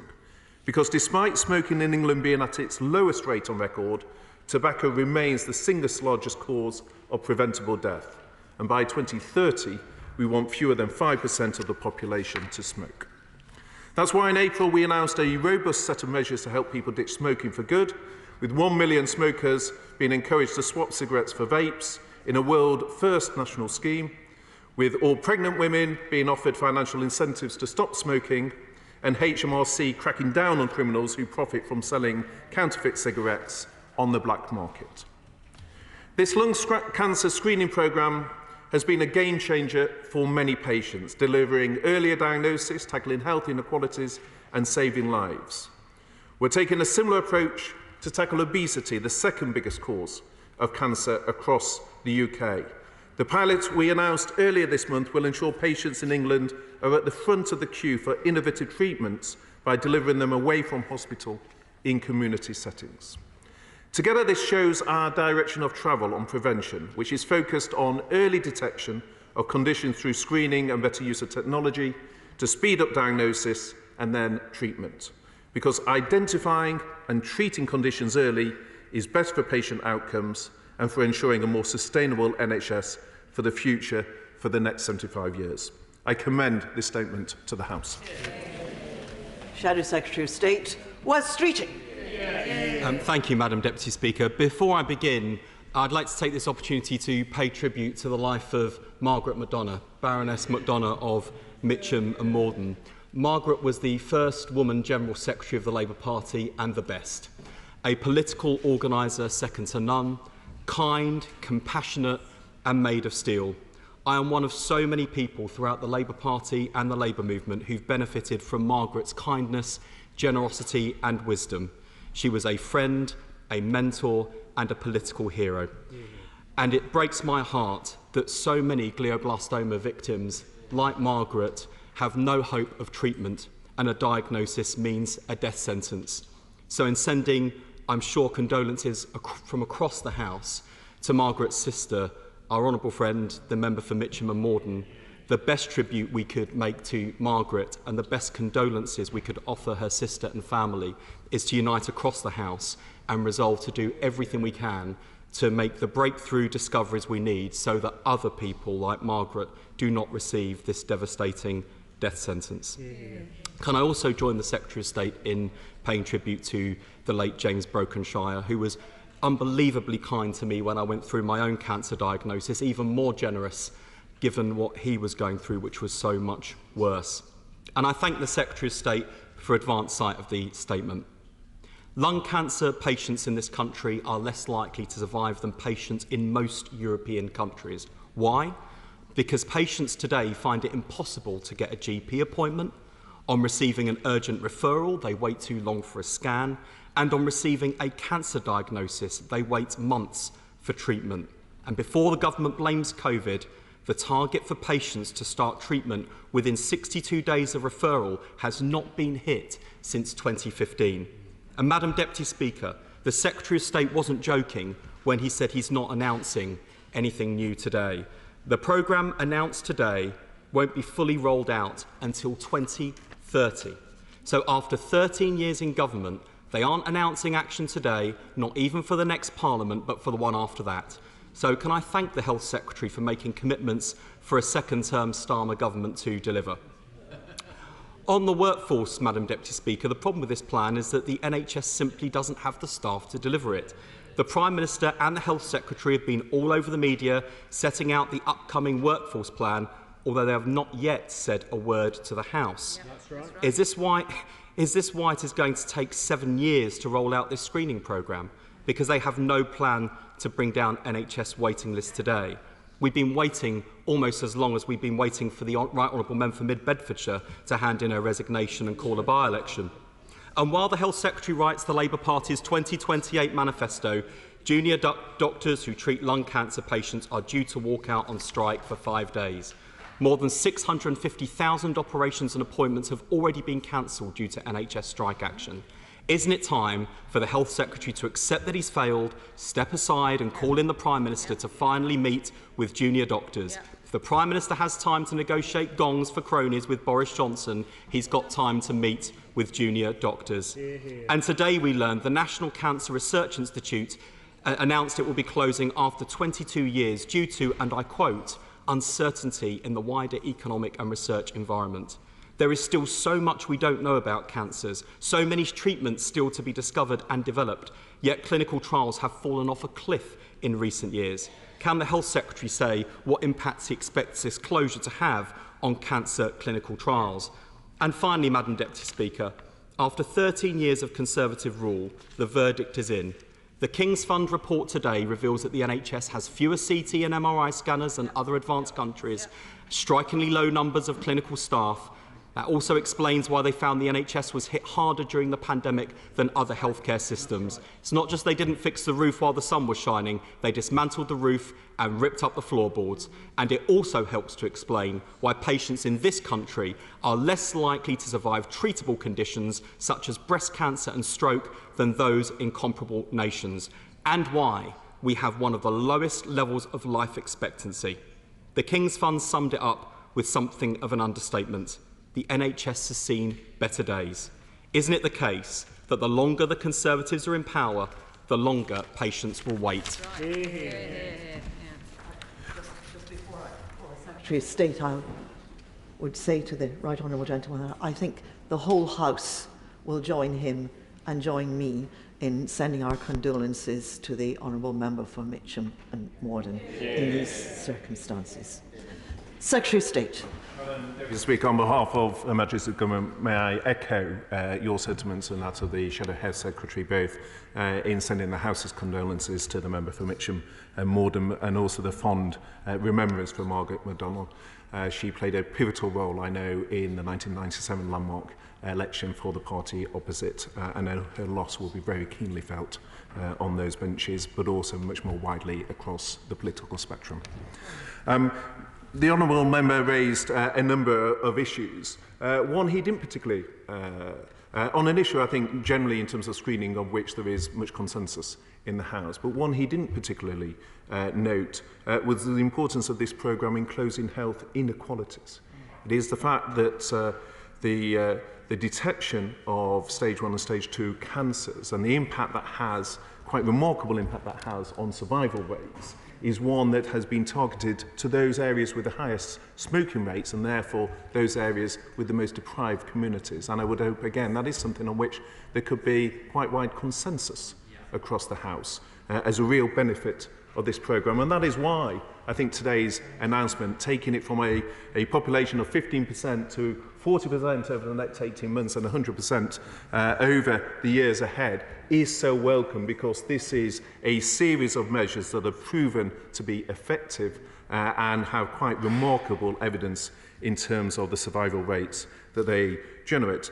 He raised a number of sort of wider issues, Madam Deputy Speaker, in terms of the government's record on cancer. And of course, the NHS has seen and treated record numbers of cancer patients over the last 2 years, with cancer being diagnosed at an earlier stage more often and survival rates improving across almost all types of cancer. And indeed, the expansion of this screening programme, Madam Deputy Speaker, is a good illustration of the clear progress that this government is making. He raised the issue of junior doctors. Well, we have debated that point a number of times across the House. He says he does not support the junior doctors in their demand for a 35% pay rise. Of course, they have offered to do that over an extra year as well, to take 24-25 into account, but for that they wanted a 49% pay rise. He says he does not support that. It's slightly esoteric, therefore, Madam Deputy Speaker, to say he both doesn't support their demands, but he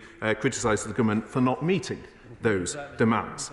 He raises research funding, and I'm extremely grateful for him doing so, because the government is spending over £1 billion through NIHR on our research, and indeed I was meeting the president of Moderna, one of the landmark partnerships that the government has signed with the life science sector, in terms of looking at the huge potential that there is to work with life science partners as part of this government's commitment. So it's clear those within the industry, Madam Deputy Speaker, see the government's commitment and are responding to that, even if the benches opposite fail to do so. So what's clear is we have a programme that we're expanding, Madam Deputy Speaker, because it demonstrably works. It is tackling health inequalities. It is significantly increasing survival rates. It is part of our wider commitment through our work with Genomics England to screen 100,000 babies, through our work on national screening programmes, including in areas like breast cancer, as well as lung cancer being announced today.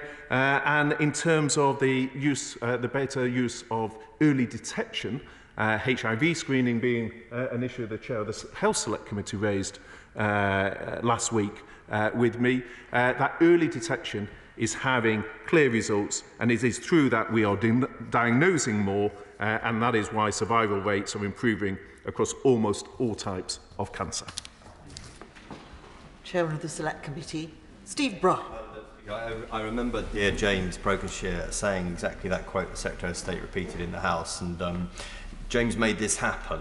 So this is a fantastic announcement, and you know, it's a great prevention announcement. Obviously, while this nationally expanded programme can't prevent lung cancer, can the Secretary of State confirm that we will stick by the principle of making every contact count, in the sense that when people come forward for a lung risk assessment, whether it be emotional support, whether there is a problem detected, or smoking cessation services where they're still smoking, or just to put their arms around people where there are other comorbidities, where they're coming into contact with the health service, will we make every contact count for these people?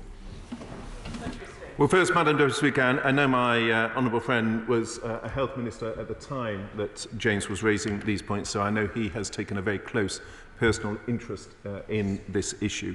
He's right in terms of the importance when people come forward. One of the discussions I was having this morning was on the fact that for most patients that come forward for their screening, they will not be diagnosed with cancer, but it is an opportunity, for example, for smoking cessation services to also work with them in terms of reducing their risk through continued smoking. So he's right in terms of using the opportunity of screening to pick up other conditions, but also to work constructively to better empower patients on the prevention agenda.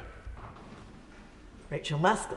Thank you, Madam Deputy Speaker. Of course, those most at risk must be fast-tracked into diagnostic services. But when we have got 2,000 radiologists short, when we have got 4,000 radiographers short, when we have got 5,000 other health staff short in those diagnostic services, how can they get the diagnostic services that they need? And when will we have the workforce in place to service this policy?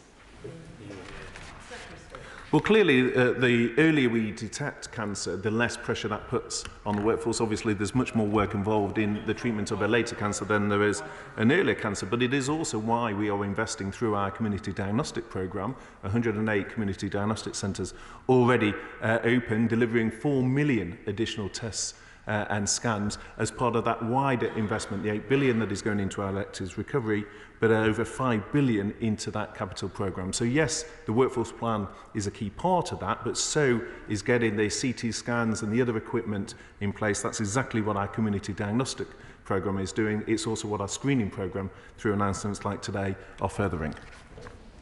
Maggie Throop. Madam Deputy Speaker, and alongside the new lung screening programme, which I welcome today, will my right honourable friend now commit to implement in full the recommendations made by Dr Javed Khan in his review, so we can finally stub out the #1 cause of preventable cancer and end the suffering that smokers have when they develop cancer, and also the suffering that their loved ones have as well? And our late colleague requested that we be bold, and taking forward the Khan review in full, I'm sure will be fulfilling his wishes. Well, there are a number of measures. She's quite right to highlight the significance of smoking in terms of the causation of cancer. My honourable friend has raised a number of measures that we're taking. The Million Smokers to Vaping programme, the financial incentives to pregnant women, in terms of encouraging them, the tough enforcement, the consideration of inserts into packaging. So there are a range of measures that the government is taking to address the very important issue that she quite rightly raises. Dan Jarvis.